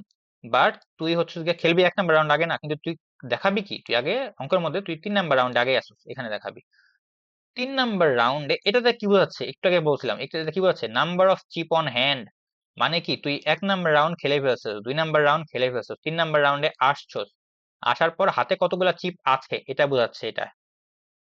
হাতে আমার 0টা চিপ আছে, এর মানে কি জানোস, মানে তুই অলরেডি সব চিপ হারায় ফেলছিস, মানে তোর $300, আমি যদি ধরে নিলাম, যদি প্রত্যেক চিপের দাম যদি $100 হয়, তুই 3টা চিপই হারায় ফেলছিস, মানে কি তুই লস খেয়ে গেছিস, তোর হাতে কোনো চিপ নাই। তার মানে তুই এখন আসলে ফতুর, মানে কি এই রাউন্ডে আসার পর তোর কাছে কিছু নাই। তোর আছে হাতে কয়টা আছে, হাতে আছে 0টা চিপ। যদি 0টা চিপ হাতে থাকে, তুই কি আসলে জিততে পারবি, 5টা চিপ নিয়ে বেরোতে পারবি? তুই কি 5টা চিপ হাতে নিয়ে বেরোতে পারবি? সেই প্রবাবিলিটি কত, শূন্য না। তোর হাতে তো আছে 0টা, তুই তো এই রাউন্ডে কোনো বেটি করতে পারবি না, এই রাউন্ডে তুই তো কোনো বাজি রাখতেই পারবি না, তাহলে তোর উইনিং এর প্রবাবিলিটি কত, উইনিং এর প্রবাবিলিটি 0। তোর হাতে তোর একটা আছে চিপ, তুই এই সেকেন্ড রাউন্ডের পর, যখন সেকেন্ড রাউন্ড খেলার পর যখন থার্ড রাউন্ডে আসছস, আসার পর দেখলি তোর কাছে এখন চিপ আছে হাতে একটা, মানে তোর কাছে হাতে চিপ ছিল 3টা, তুই রাউন্ড খেলার পর 2টা রাউন্ড খেলার পর হাতে হাতে এখন চিপ আছে একটা। যদি হাতে চিপ থাকে একটা, ও আচ্ছা একটা জিনিস, ইম্পর্টেন্ট জিনিস তোকে বলতে ভুলে গেছি। উইনিং এর এই চিপ, এটা তো আসলে প্রত্যেকটা ক্যাসিনোতে সেমই, তুই এটা তো আসলে আলাদা করে বলা লাগে না, মানে ক্যাসিনোতে কিভাবে চিপ জিতে তুই, যদি একটা চিপ বাজি রাখোস, যদি তুই জিতোস, তাহলে তো তুই আরেকটা চিপ পাবি, মানে দ্বিগুণ হবে তোর চিপ, মানে কয়টা হবে, 2টা হয়ে যাবে। কিন্তু যদি একটা চিপ বাজি রাখোস, কোনো কারণে হেরে যাস, তাহলে তোর ওই একটা চিপই তোর বাদ হয়ে যাবে, তাহলে এখন চিপ আছে কয়টা, 0টা। মানে তুই যদি 10টা চিপ বাজি রাখোস, তোকে আরো 10টা চিপ দেওয়া হবে যদি তুই জিতোস। যদি 10টা চিপ বাজি রাখোস, তুই যদি 10টা চিপই বাজি রাখোস, যদি হেরে যাস ওই বেটটা, তুই 10টা চিপই নিয়ে নেওয়া হবে, মানে যেটা দিবি সেটাই পাবি, মানে তার দ্বিগুণ পাবি, আর অনেক তাস খেলার মতো, আমরা তাস খেলি না অনেকটা, এটা এরকম আর কি। আচ্ছা, তাহলে হচ্ছে মানে তুই যেটা যেটা তুই দিবি বাজি রাখবি সেটাই তুই পেয়ে যাবি। তুই যদি একটা হাতে বাকি হাতে থাকে, একটা চিপ যদি হাতে থাকে, তোর একটা চিপই তুই বাজি রেখে দিছস, সর্বোচ্চ কয়টা চিপ নিয়ে তুই বেরোবি, তুই যদি জিতে যাস তাহলে একটা চিপ নিয়ে বেরোবি, একটা প্লাস একটা মানে দুইটা চিপ নিয়ে বেরোবি যদি জিতোস। তোর প্রশ্নে বলা ছিল তুই 5টা চিপ নিয়ে বেরোবি বা তার বেশি। এটার প্রবাবিলিটি এখন কত? তোর হাতে যদি একটা চিপ থাকে তুই কি কখনো 5টা চিপ নিয়ে বেরোতে পারবি? তুই সর্বোচ্চ 2টা চিপ নিয়ে বেরোতে পারবি, তাহলে এটার প্রবাবিলিটিও 0। হাতে যদি 2টা চিপ থাকে সর্বোচ্চ 4টা চিপ নিয়ে বেরোতে পারবি, মানে কি যদি তুই এই রাউন্ডটা থার্ড রাউন্ডে আসা মানে এই থার্ড রাউন্ডে আসা যদি তুই জিতোস ম্যাচটা, তাও তোর কাছে 4টার বেশি থাকবে না। হারলে তো শূন্যটা থাকবে, হারলে তো দুইটাও চলে যাবে, মানে সবই গেছে। কিন্তু যদি 2টা থাকে সর্বোচ্চ তোর আরো 2টা আসতে পারবে যদি জিতোস, তাহলে 4টা হবে সর্বোচ্চ। তো এখানেও 0, বাট এই ক্ষেত্রে কিন্তু 0 না। এই ক্ষেত্রে 3টা তোর কাছে হাতে আছে। তুই 1 রাউন্ড খেলছস, 2 রাউন্ড খেলছস, থার্ড রাউন্ড আসা তোর কাছে এখনো 3টা চিপ হাতে আছে। তার মানে কি তুই এর মধ্যে তুই 3টার মধ্যে কয়টা তুই বাজি রাখতে হবে অন্তত? 3টা চিপ হাতে আছে তোর কাছে, দেখ আমি এটা এখানে লিখি। ধর 3টা চিপ তোর কাছে হাতে আছে, তুই এর মধ্যে যদি 2টা চিপ বাজি রাখোস, ধর একটা চিপ হাতে থাকলো, তাহলে তাহলে 2টা চিপ বাজি রাখছস, তোর কাছে হাতে আছে কয়টা? 3টা চিপ। একটা চিপ তুই হাতে রেখে দিছস, এটা তুই বাজি রাখোস না এখনো, তুই 2টা চিপ বাইরে রাখছস। সেই 2টা চিপ এখন কি হবে? 2 + 2, যদি জিতে যাস তাহলে কয়টা হবে? 4টা যোগ একটা, 5টা হয়ে যাবে তোর। যদি উইন করস মানে যদি জিতোস। যদি লুজ করস, হাতে তো একটা রেখে দিছস, 2টা করছস, 2টা রাখছস বাজি, 2টা চিপই তুই হারাবি, তাই না? যদি তুই হারে যাস তাহলে আসলে হাতে কয়টা থাকবে? একটা। অন্তত তাহলে তোকে কয়টা চিপ বাজি রাখতে হতে পারে? 2টা না? কারণ তুই যদি একটা চিপ বাজি রাখোস, দেখ এখন যদি তুই একটা চিপ বাজি রাখোস তাহলে কি হবে? ধর 3টা চিপ হাতে আছে, তুই 2টা চিপ হাতে রেখে দিচ্ছিস, একটা চিপ বাজি রাখছস, সে একটা বেড়ে যাবে, 1 1 2 4, সর্বোচ্চ 4টা তুই পাবি যদি একটা চিপ বাজি রাখো। তাহলে অন্তত তোকে 2টা চিপ বাজি রাখতেই হবে, একটা চিপ হাতে রাখলে, একটা চিপ বাজি রাখলে হবে না, তোকে অন্তত 2টা চিপ বাজি রাখতে হবে। এবং তুই যে রাউন্ড জিতবি তার সম্ভাবনা কত আসলে? যে কোনো একটা রাউন্ড জেতার সম্ভাবনা কত তোকে কিন্তু বলেই দেওয়া হয়েছে। একটা রাউন্ড জেতার সম্ভাবনা কত? 2/3। তাহলে আসলে যে এই রাউন্ডটা তুই জিতবি, 3টা চিপ হাতে নিয়ে যে রাউন্ডটা যদি জিতবি, তাহলে সেই প্রবাবিলিটি কত? 2/3। মানে কি তুই থার্ড রাউন্ডে এসে যদি তোর কাছে 3টা চিপ হাতে থাকে, তাহলে তুই 5টা চিপ নিয়ে অন্তত বের হতে পারবি। এর প্রবাবিলিটি 2/3। কখন? যখন তুই অ্যাটলিস্ট 2টা বাজি রাখবি। ক্লিয়ার নাকি? দেখ, যদি তোর কাছে 3টা চিপ বা হাতে থাকে থার্ড রাউন্ডে এসে, তুই যে ওই রাউন্ডটা জিতবি, মানে তুই ওই রাউন্ডটা জিতবি তার সম্ভাবনা হচ্ছে 2/3। এবং যদি তুই জিতোস, সম্ভাবনা যদি 2/3 সেটা মেনে যায়, তাহলে তুই অ্যাটলিস্ট 5টা নিয়ে বা তার বেশি নিয়েও বেরোতে পারবি। এটা সম্ভাবনা হচ্ছে 2/3। এবং এটার জন্য তোকে অন্তত 2টা বা তার বেশি, মানে কি 2টা বা 3টা তোকে বাজি রাখতে হবে। চারের জন্য কি আসলে সেম না? চারের জন্য তোকে বুঝতে পারলি যে চারের জন্য তোকে যদি তুই তিনটা হাতে নিয়ে যদি তুই বাজিটা জিততে পারোস, মানে নেক্সট রাউন্ডে অ্যাটলিস্ট 5টা নিয়ে বেরোতে পারোস, তোকে 4টা নিয়েও তুই অবশ্যই বেরোতে পারবি না। তাহলে এটা সমান কত? 2/3। এক্ষেত্রে অ্যাটলিস্ট তোকে একটা বাজি রাখতে হবে। এটা কি হবে? 4টা হাতে আছে, তুই হাতে রাখছস 3টা, একটা বাজি রাখছস, সেই একটা হয়ে যাবে, বেড়ে যাবে, একটা বেড়ে কয়টা হবে? 2টা হবে। 1 1 2 আর হাতে 3, তাহলে 5টা। অ্যাটলিস্ট তুই একটা যদি বাজি রাখোস তাও তোর 5টা হাতে নিয়ে তুই বেরোতে পারবি, সেটা আসলে হয়। 2টা নিলে তো আরো বেশি হবে। তাহলে তুই এক বা বা তার বেশি, তাহলে এটা হচ্ছে 4টা নিয়ে যদি হাতে যদি 4টা থাকে, হাতে যদি তোর 5টা থাকে, আচ্ছা, তোকে তোর বন্ধুরা বলছিল যে তুই অ্যাটলিস্ট যেন 5টা নিয়ে বেরোতে পারোস। তোকে কি কোনো গ্যারান্টি, তোকে কি মানে এরকম কোনো মানে গ্যাম্বলিং করার সময় এরকম এরকম কোনো নিয়ম আছে যে 3 রাউন্ড খেলতেই হবে, থার্ড রাউন্ডে তোকে খেলতেই হবে, এমন কোনো কথা আছে? তোর হাতে যদি 5টা আইস থাকে, অ্যাটলিস্ট সেকেন্ড রাউন্ডে যদি তুই 5টা জিতে যাস, তুই কি আরো গ্যাম্বলিং করবি? অ্যাডিক্টেড না, তুই অ্যাডিক্টেড না হস তাহলে তুই গ্যাম্বলিং করবি না, তুই তো বেড়ে যাবি গা। তুই ক্যাসিনোতে কি করবি? তুই 5টা চিপ নিয়ে ক্যাশিয়ারে যাবি, যা বলবি যে আমার 5টা চিপ নাও, আমাকে $500 দাও। মানে কি তুই হচ্ছে গিয়া 5টা চিপ জিতেই গেছিস। তোর বন্ধুদের যেটা বলছিস, তুই বন্ধুদেরকে বলছিলি যে 5টা চিপ নিয়ে তুই বেরোতে পারবি, সেটা তো তুই করতে পারলি। তাহলে তোর আসলে সম্ভাবনা কত? 5টা চিপ নিয়ে তোর হাতে যদি 5টা চিপ থাকে থার্ড রাউন্ডে, তুই 5টা চিপ নিয়ে তুই বেরোতে পারবি ক্যাসিনো থেকে, তোর সম্ভাবনা কত? 1 না, কারণ তুই তো অলরেডি 5টা চিপ জিতে গেছিস সেকেন্ড রাউন্ডেই। তাহলে এটা 1 হয়ে গেল না? আর এক্ষেত্রে তো কয়টা বাজি রাখতে হবে? তো কোনো বাজি রাখার দরকার নাই। এটা গেল। এবার দেখ, এবার সেকেন্ড রাউন্ডে একটু একটু বুঝতে পারলে বাকিটা আসলে কিছু না। আচ্ছা, এখানে দেখ, এখানে বলছে যে তোর হাতে যদি, এটা মানে কি, এটা মানে বলছিলাম কি, হাতে যদি কটা থাকে, হাতে যদি তোর কাছে একটাও না থাকে, মানে কি তুই ফার্স্ট রাউন্ডেই তুই শেষ, সবকিছু শেষ করে ফেলাইছিস। সেকেন্ড রাউন্ডে আসার পর তোর কাছে যদি 0টা চিপ বাকি থাকে, তুই কি কোনোভাবেই তুই কি আসলে 5টা চিপ নিয়ে বেরোতে পারবি? তোর কাছে তো আর কিছু নাই, তুই তো জিরো। তোর কাছে একটা চিপ বাকি থাকে, তুই যদি কোনো চিপ হাতে বাজি না রাখোস, এই ক্ষেত্রে তোর কাছে একটা চিপ হাতে আছে, তুই কোনো চিপ সেকেন্ড রাউন্ডে বাজি করস না, তাহলে এক্ষেত্রে তো জিরো। বাট হাতে একটা চিপ এখনো রয়ে গেছে, সে একটা চিপ কি থার্ড রাউন্ডে যায় তুই কি করবি? বাজি রাখবি না? সেক্ষেত্রে তোর জেতার সম্ভাবনা কত? 5টা চিপ নিয়ে বেরোর সম্ভাবনা কত? জিরো, মানে জিরো প্লাস জিরো, জিরো। একটা চিপ হাতে আছে, সে একটা চিপে তুই বাজি রাখবি সেকেন্ড রাউন্ডে, তাহলেও কি হয়? তাহলেও তো হয় না রে ভাই, তাহলে কি হবে বল? তাহলে কি জিততে পারবি তুই? এটা বলতো, এটা কি হবে? যদি আমি বলি, আমি এটা কি করে দেখাই তোকে, যে হচ্ছে তোর কাছে হচ্ছে একটা চিপ হাতে আছে, তুই একটা চিপই বাজি রাখবি, তোর কাছে কয়টা সর্বোচ্চ আসবে? দুইটা। দুইটা যদি সর্বোচ্চ আসে, সেকেন্ড রাউন্ডে যত দুইটা বাজি রাখলে কয়টা কয়টা হবে তোর কাছে? শূন্যটা, তাহলে তো হইলো না, এটাও জিরো। দুইটা চিপ হাতে আছে, এটা বুঝছস তো? এটা আমি ম্যাথ করি না কিন্তু, এটা কিন্তু এমনি বোঝা যায়। তোর কাছে একটা চিপ আছে হাতে, একটা চিপই তুই বাজি রাখবি, যদি তুই জিতে যাস, ধর তুই জিতে গেছিস, তাহলে সর্বোচ্চ কয়টা হবে তোর কাছে? দুইটা। সেই দুইটা চিপ নিয়ে তুই সেকেন্ড রাউন্ডে থার্ড রাউন্ডে যাবি, কিন্তু সেখানেও তো তুই কোনো কারণে কোনোভাবেই তুই 5টা আনতে পারবি না, সর্বোচ্চ 4টা আনতে পারবি। তো এটা তো তাহলে তুই সম্ভাবনা কত? 5টা চিপ নিয়ে বেরোর সম্ভাবনা কত? পারবি না তো, তাহলে কত হলো? জিরো।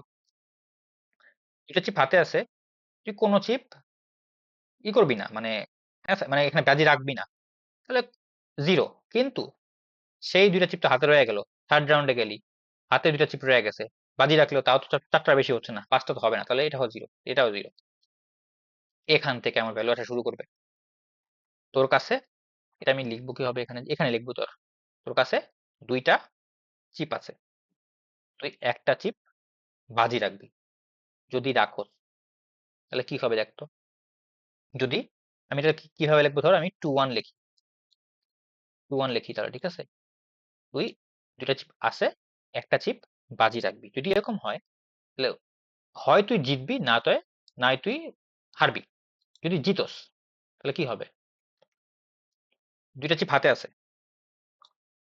একটা চিপ হাতে রাখছস, আর একটা চিপ তুই বাজি রাখছস। আচ্ছা আমি এটা প্লাসটা না লিখি, একটা চিপ হাতে রাখছস আর একটা চিপ বাজি রাখছস, যদি জিতস, এই এটা হচ্ছে জিতার জন্য, তাহলে প্লাস আরেকটা পাবি জিতে গেলে, 1-1-2 আর 1-3। আচ্ছা এটা গেল। যদি দুইটা তোর হাতে থাকে, হাতে আছে দুইটা, একটা তুই হাতে রাখছস আর একটা বাজি রাখছস, বাট এক্ষেত্রে তুই লস খাইছস, মানে এটা তো হারার জন্য, এটা ছিল জিতার জন্য, এটা ছিল হারার জন্য। হারলে তুই এটাকে তোর কোম্পানি কি নিয়ে নিবে না, ক্যাসিনো নিয়ে নিবে। হাতে রয়ে গেল কয়টা? একটা, তাহলে হাতে রইলো একটা। তাহলে যদি দুইটা আমার হাতে থাকে, আমি যদি একটা বাজি রাখি, আমি জিততেও পারি, হারতেও পারি। যদি জিতি হাতে থাকবে তিনটা, যদি হারি হাতে থাকবে একটা। এখন আমার সূত্রটা কাজে লাগবে, যদি আমার তিনটা হাতে থাকে, এটা কি উইনের জন্য না? উইনের জন্য, উইনের জন্য প্রবাবিলিটি দেখ, উইনের জন্য কিন্তু আমি এখানে কিন্তু প্রবাবিলিটি আছে। দেখ আমি যদি উইন করি, তাহলে উইনের প্রবাবিলিটি কত ছিল? 2/3 ইনটু আগের স্টেজে ফেরত যাও, তিনটা যদি হাতে থাকে, উইনিং এর প্রবাবিলিটি কত? 2/3, 2/3 প্লাস প্লাস, এটা কিসের জন্য? এটা হারের জন্য না? তাহলে হারের জন্য প্রবাবিলিটি কত ছিল? 1/3 ইনটু একটা যদি হাতে থাকে, তাহলে আমার উইনিং এর প্রবাবিলিটি কত? একটা যদি হাতে থাকে, উইনিং এর প্রবাবিলিটি কত? জিরো। তাহলে এটা জিরো। তাহলে এটা করলে কত হয়? 4/9, 4/9। আশা করি বুঝছো। এখন এটা যদি না বুঝো কিছু করার নাই, এটা আসলে কি? এটা আসলে উইনিং এর প্রবাবিলিটি ইনটু যদি হাতে তিনটা থাকে, আগের স্টেজে অপটিমাম, লুজের প্রবাবিলিটি 1/3 ইনটু লুজের জন্য হাতে ছিল একটা, যদি হাতে একটা থাকে সেটার জন্য আমার উইনিং এর প্রবাবিলিটি জিরো। দেখ তুই যে মিলে আসছে, দেখ এটাকে বলছিলাম একটা ফাংশন না, এটা ছিল কি লুজের জন্য না 1/3। এস মাইনাস এক্স মানে কি? তুই লুজ করতেছিস না, এই বিয়োগ করে দিতেছি, কেটে দিতেছি, আর যোগ করতেছি কেন? তুই উইন করতেছিস না, আমি তো যোগ করতেছি এখানে। আরেকটা উদাহরণ দেখ, তাহলে আরেকটা উদাহরণ দেখে হয়তো তুই আরো ক্লিয়ার হবি। যেটা করছি ওইটা আরেকবার করবো। ধর ধর তোর তুই তো এখন নাই, আমি তোকে 2-1 এর জন্য করলাম, 2-1টা না, 2-1 এর জন্য করলাম। ধর আমি 2-2 এর জন্য করি, ধর 2-2 এর জন্য করি, তাহলে এটা না, 2-2 এর জন্য এটা 2-2, আমি লিখি 2-2 2। ওকে, আমাকে কি করতে বলছে যে আমার কাছে দুইটা থাকবে চিপ, আমার কাছে দুইটা চিপ আছে আর কি সেকেন্ড স্টেজে, আমি দুইটাই বাজি রেখে দিব সেকেন্ড স্টেজে। তাহলে কি হতে পারে, উইন হতে পারে, লুজ হতে পারে। যদি উইন হয় তাহলে আমি উইনটাকে এই পাশে লিখতেছি, দুইটা হাতে আছে, আমি উইন করতেছি, মানে কি বলছি, আমি দুইটাই বাজি রাখতেছি, দুইটা হাতে আছে, দুইটাই বাজি রাখতেছি। তাহলে আমার হাতে কটা, মানে পকেটে রাখছস কয়টা, পকেটে রাখছস 0টা। দুইটাই তুই চেকার বোর্ডে দিয়ে দিছস, মানে তুই বোর্ডে দিয়ে দিছস, মানে খেলার জন্য দিয়ে দিছস, সেই দুইটা তুই দিয়ে দিছস। জিততেছস কয়টা, জিতলে তুই দুইটা পাবি এবার, তাহলে 2 আর 2 4টা তুই পাবি।